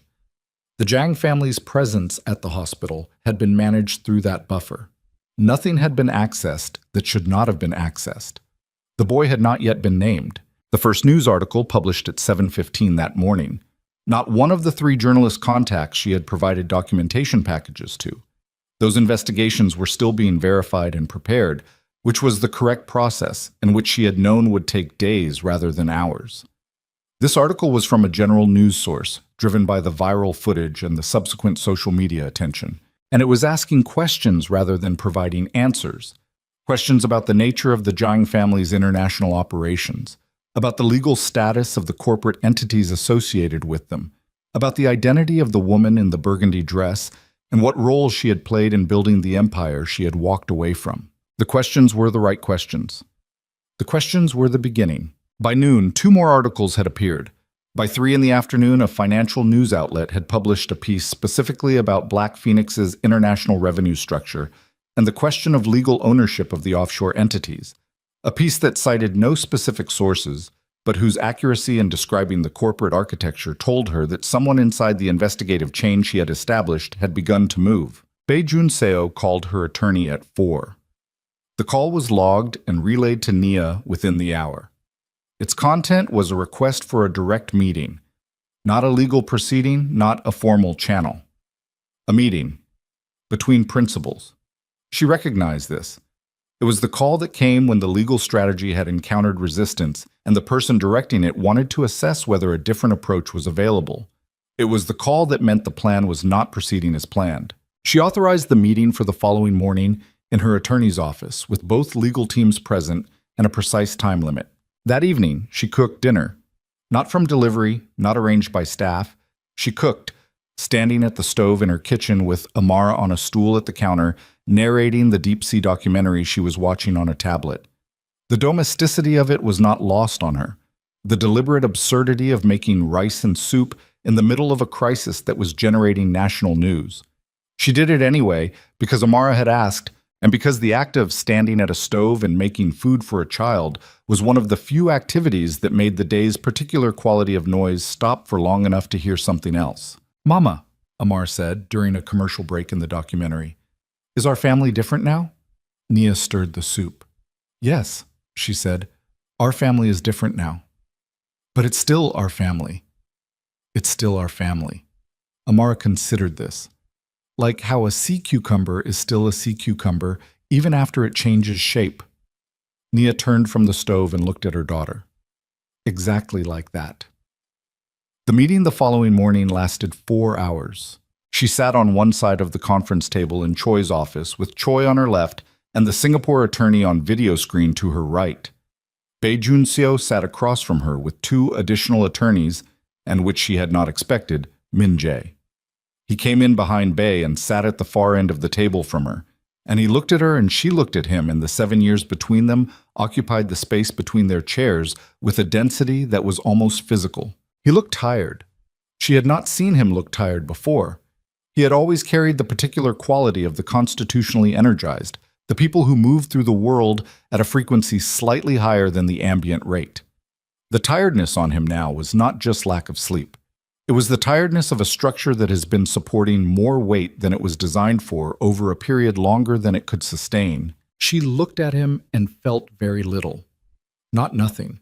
She was not made of nothing, and 7 years did not become nothing overnight or over 18 months of careful strategic preparation, or even over the sight of a pregnant woman on a stage in a pale gold dress.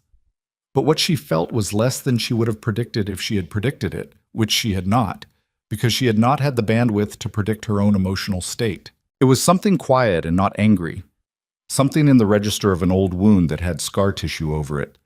Present, but not acute. Bae opened. He was good. She had always respected his technical precision, and the opening he delivered was crisp, structured, acknowledging the complexity of the situation and proposing a framework for resolution that was meaningfully different from the terms Madame Jiang had presented at the club. The offer on the table this morning was substantially better. The co-registration would be dissolved. The challenge to her legal standing would be withdrawn. The African corridor entities and the European licensing framework would be formally separated from the Black Phoenix structure within 90 days.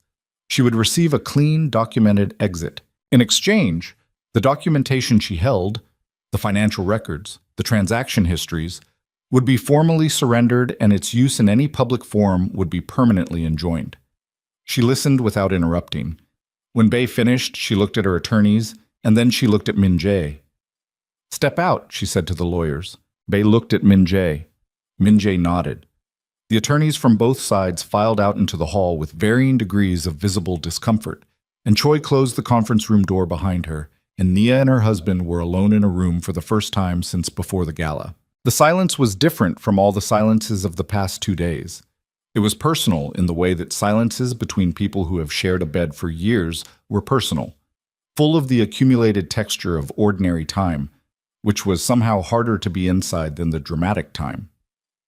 "You look tired," she said. "Yes." No performance in it, just the word. "How is the child?" He looked at the table briefly, then back at her. "Small, breathing. They say he'll be fine. And Harin, she's—" He stopped. "She's going to be all right. It wasn't an easy labor." Nia nodded. She did not offer what she knew about Harin's state of mind, about the phone and the cloud account and the 22 months of email documentation. She had provided those things to the journalist through her attorney, with Harin's explicit consent transmitted through the Singapore firm. The publication of that documentation was now a matter of timing, not decision. "The offer Bae presented," she said. "Does it have your mother's agreement?" A pause. "Yes." She agreed to the full separation. The African corridor, the European framework, everything. "Yes." What changed? He was quiet for a long moment. He had the quality, in exhaustion, of being more honest than he was when rested. She had observed this in him across years, the way tiredness thinned the managed surfaces and let something more real come through. The journalism, the questions being published, the scale of public attention. He looked at the table. She calculated that a protracted legal fight under public scrutiny creates more exposure than a clean settlement. "She's right," Nia said. "She usually is." The admission cost him something.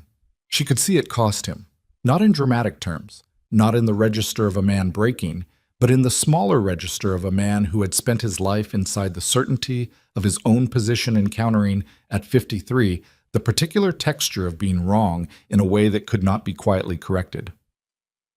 "I want to ask you something," he said, "and I want you to answer it honestly. When have I not answered you honestly?" He looked at her. When did you know? That you were going to have to fight me? She considered this. It was a real question, and it deserved a real answer. I started building the legal preparation 18 months ago, she said. But I knew before that. I knew approximately 26 months ago, at your father's memorial dinner, when your mother looked at Amara and said something about bloodlines, and I watched your face while she said it, and you didn't disagree. He absorbed this. I didn't disagree because I know why you didn't disagree, she said. Not unkindly. You were managing her. You were always managing her, and managing her required not contradicting her in the moment, and I understood that. But I watched your face. And what I saw wasn't management. What I saw was a man who had already begun to wonder if his mother was right. The silence after this was the longest of the meeting. I'm sorry, he said. The words were simple and without architecture. No justification attached. No because, no context clause. Just the statement. I'm sorry for the way it was done. The gala, she said. Yes. Amara shouldn't have been there. There should have been a private conversation first. I told myself there were reasons for the timing, but he stopped. There were no good reasons. I made a cowardly choice, and I called it strategy. Nia looked at him. She felt in this moment the thing she had not expected to feel.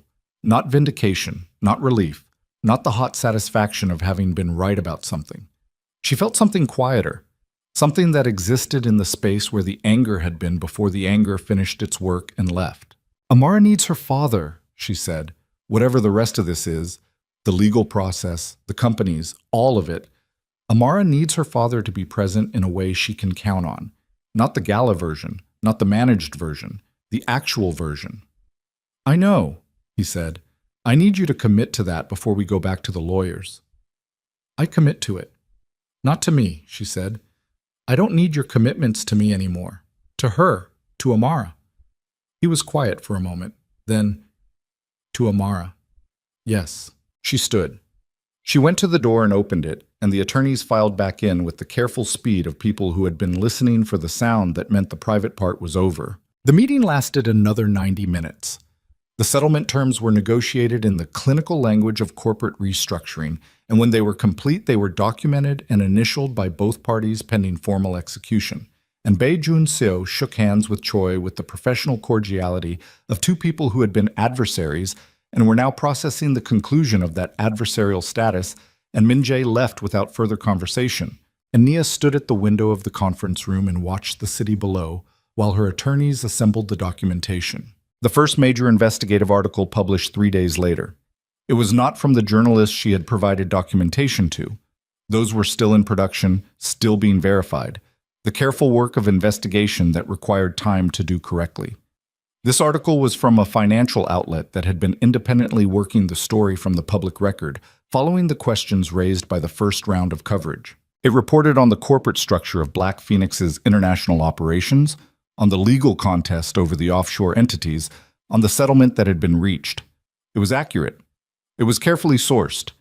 It treated Nia by name as the architect of the international network and the prevailing party in the dispute. The syndicate's political protections, which had been maintained for 30 years through a specific set of relationships with specific officials, began to loosen within the week. Not because of a single dramatic event, because of the accumulated pressure of public attention on a structure that had depended on invisibility to function. Deputy Minister Kwan had, in the end, not acted on the folder Madame Jang had provided. He had received it, and he had read it, and he had then, through a process of political calculation that Nia would never have full visibility into, decided that the most prudent position available to him was equidistance. He did not become her ally. He did not become her adversary. He became unavailable to both sides, which in the circumstances was the best she could have reasonably expected. The investigative journalism she had prepared for, the 2 international teams, the documentation packages, the 22 months of email chain that Ha-rin had photographed on a cracked screen phone in the early hours after the gala, published 6 weeks after the settlement. Both pieces ran within 48 hours of each other, coordinated without explicit coordination, in the way that simultaneous journalism sometimes occurred when multiple outlets were working from the same underlying reality. The email chain documenting Ha-rin's selection and management was the centerpiece of one piece. The financial documentation was the centerpiece of the other. Together, they were comprehensive in a way that neither was individually. The response was significant. Government inquiries were announced in 2 jurisdictions. Investors began the quiet process of repositioning. Several of the political figures who had maintained the closest relationships with the syndicate found reasons to make public statements about the importance of legal accountability. Black Phoenix did not collapse. It was not going to collapse. It was too entrenched, too structurally embedded in too many legitimate and illegitimate systems. What it did was contract. Its political protection became expensive in a new way. Its international ambitions became cautious in a way they had not been since before Naya had arrived. It survived, but it survived smaller. And the smallness was permanent in the way that institutional contractions under public scrutiny tended to be permanent. Madame Zhang said nothing publicly. She returned to the pattern she had maintained for decades. Invisible, effective, operating through channels that ran beneath the level of media attention. Naya did not hear from her again. She did not expect to.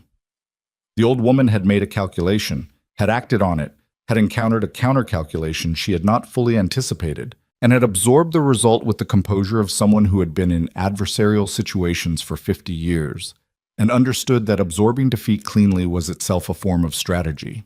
Harin's son was named by his mother alone. The name she chose was not from either side of the family. It was a name she had selected herself, from a list she had made before the labor began, in the hours when she had understood that she was about to become the only person her child could count on to have chosen him without a strategic framework underneath the choice. She left Severance Hospital on a Thursday morning and did not return to any residence associated with the Zhang family. The Singapore attorney's sole associate had prepared the documentation for her independent establishment with the same efficiency she brought to everything, and Ha Rin moved into an apartment in a district she had chosen herself, in a building where the doorman did not know her name. She and Nia spoke twice more in the weeks that followed. The conversations were brief and functional, practical matters, documentation questions, the business of 2 women managing the aftermath of a situation that had briefly made them necessary to each other. There was no warmth in them exactly, but there was a kind of respect that was its own temperature, the specific regard of people who have seen each other clearly under pressure and found what they saw to be, if not what they would have chosen, at least honest.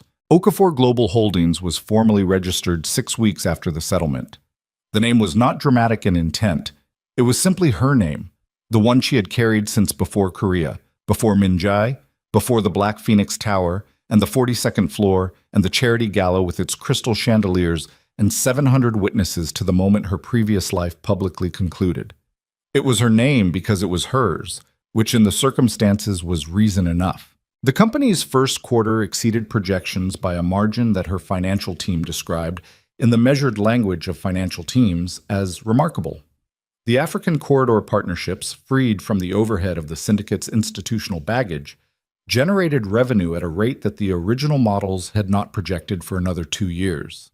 The European licensing framework, under the cleaner corporate structure, attracted 2 new partners within the first 60 days. She hired a chief operating officer, a Korean Ghanaian woman she had known from her consulting years, a person of equivalent precision and a completely different temperament, which was exactly what the company needed in a second seat. She rebuilt her team carefully, with the attention to character she now brought to all decisions that required trust, which was most of them. The company's sole office occupied a floor in a building 12 kilometers from Black Phoenix Tower. On clear days, you could see the tower from the window, which was not something Nia had planned but had also not avoided. It was there. It was part of the skyline. The skyline was not something she needed to edit. 6 months after the gala, on a Thursday evening in autumn, she stood at that window at the end of the workday and looked at the city. The city looked as it always looked, enormous and indifferent and alive with its own purposes. Seoul did not care about any individual story being conducted within it. It was too large for caring, too busy with the 10,000 simultaneous stories that a city of this size required to function. The light was changing, moving through the buildings at the angle it moved at this time of year. And the sky above the Han carried the particular color it carried in the transition between afternoon and evening, a color that had no good name in any language she knew and that she had been looking at from high windows for 7 years. Minjae had told her once, early in the marriage when they had stood at a different window looking at this same city, that Seoul was the only place he had ever been where the ambition of the people inside it was visible in the architecture. She had disagreed at the time. She had said ambition was not the right word, that what the buildings expressed was necessity, which was different. They had argued about this pleasantly, which was the way they had argued about most things in the early years. When argument had been a form of mutual interest rather than a form of management, she had been right about necessity. The buildings were necessary. Everything built in this city had been built because something required it, because the alternative to building was the absence that preceded building. And absence was not a condition that the people who had built this city were willing to accept. She understood that now in a way she had not when she said it, not as a concept, but as a thing she had lived in her own body over the past 6 months. The specific experience of building from the absence that follows a conclusion, when the thing that was is no longer and the thing that will be has not yet declared its full shape.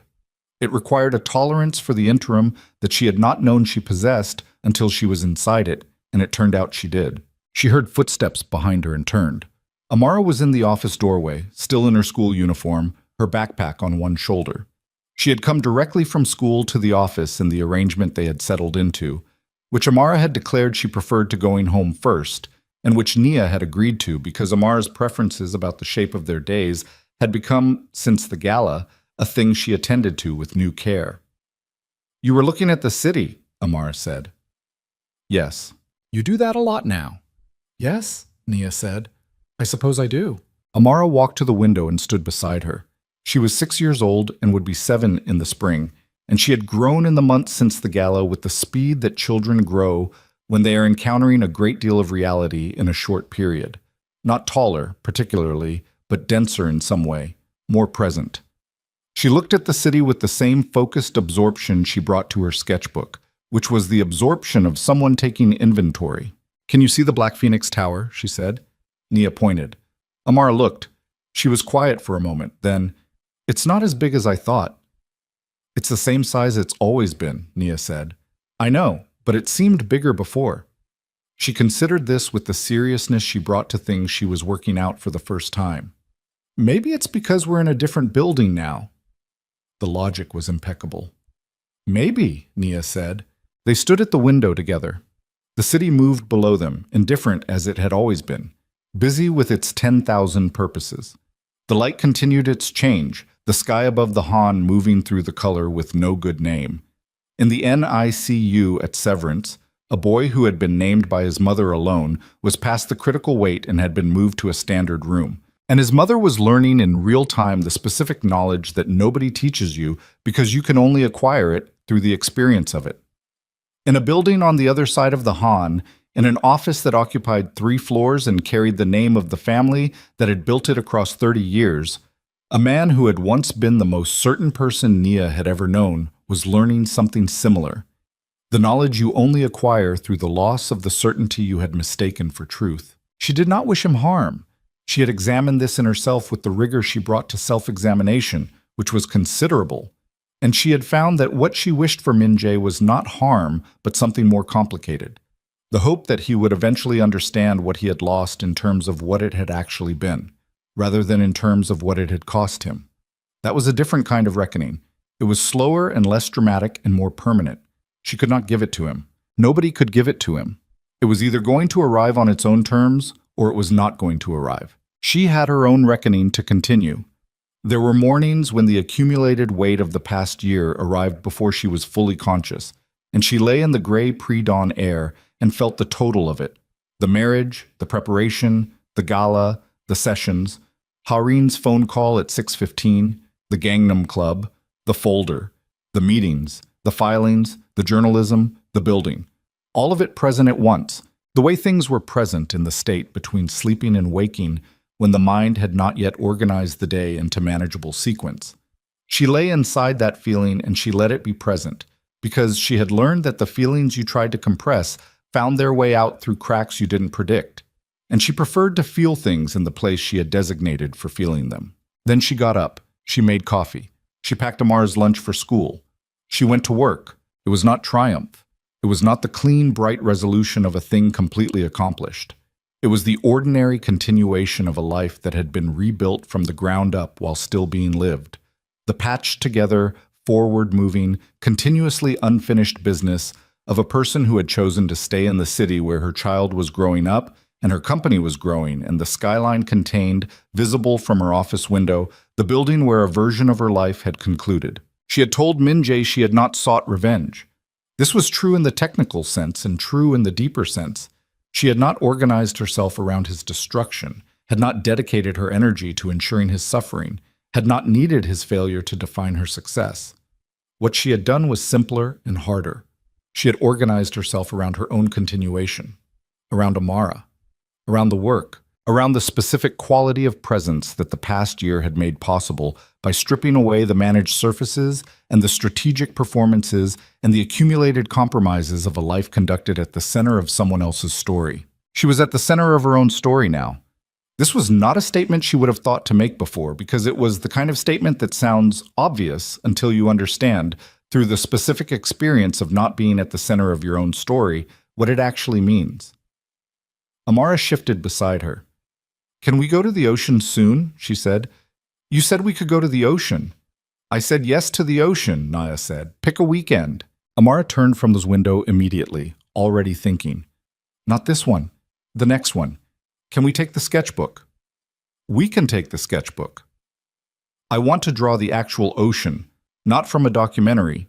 She said this with the authority of an artist who has identified the limitation of working exclusively from secondary sources. "The light is different in real life." "The light is different in real life," Nia agreed. Amara nodded, the matter settled, and went to the couch in the corner of the office, where she always did her homework, pulling the sketchbook from the backpack first, as she always did, opening it to a blank page. Nia turned back to the window, the city below, the skyline, the tower that was the same size it had always been, visible from a different building. The empire she had once built for someone else still existed in that skyline, smaller than it had been, managed now by people navigating the aftermath of decisions made by others. The empire she had built for herself occupied the floor below her feet, the accounts her team had reviewed this morning, the calls she had taken in the afternoon, the partnership she had confirmed with a firm in Nairobi whose principals she had known for years and who had been waiting for her to be in a position to work with them without the complications of her previous institutional affiliation. One of these empires had required her to be less than she was, to manage herself, compress herself, perform the calibrated version of her intelligence and her judgment that the room would accept without feeling threatened by. The other one required her to be exactly what she was, fully, without calibration, in the service of work she had chosen and a daughter she was raising and a life that was hers in the way that only things you have rebuilt from the ground, with your own hands, at significant cost, in a city that did not care, can actually be yours. She stood at the window until the light finished its change.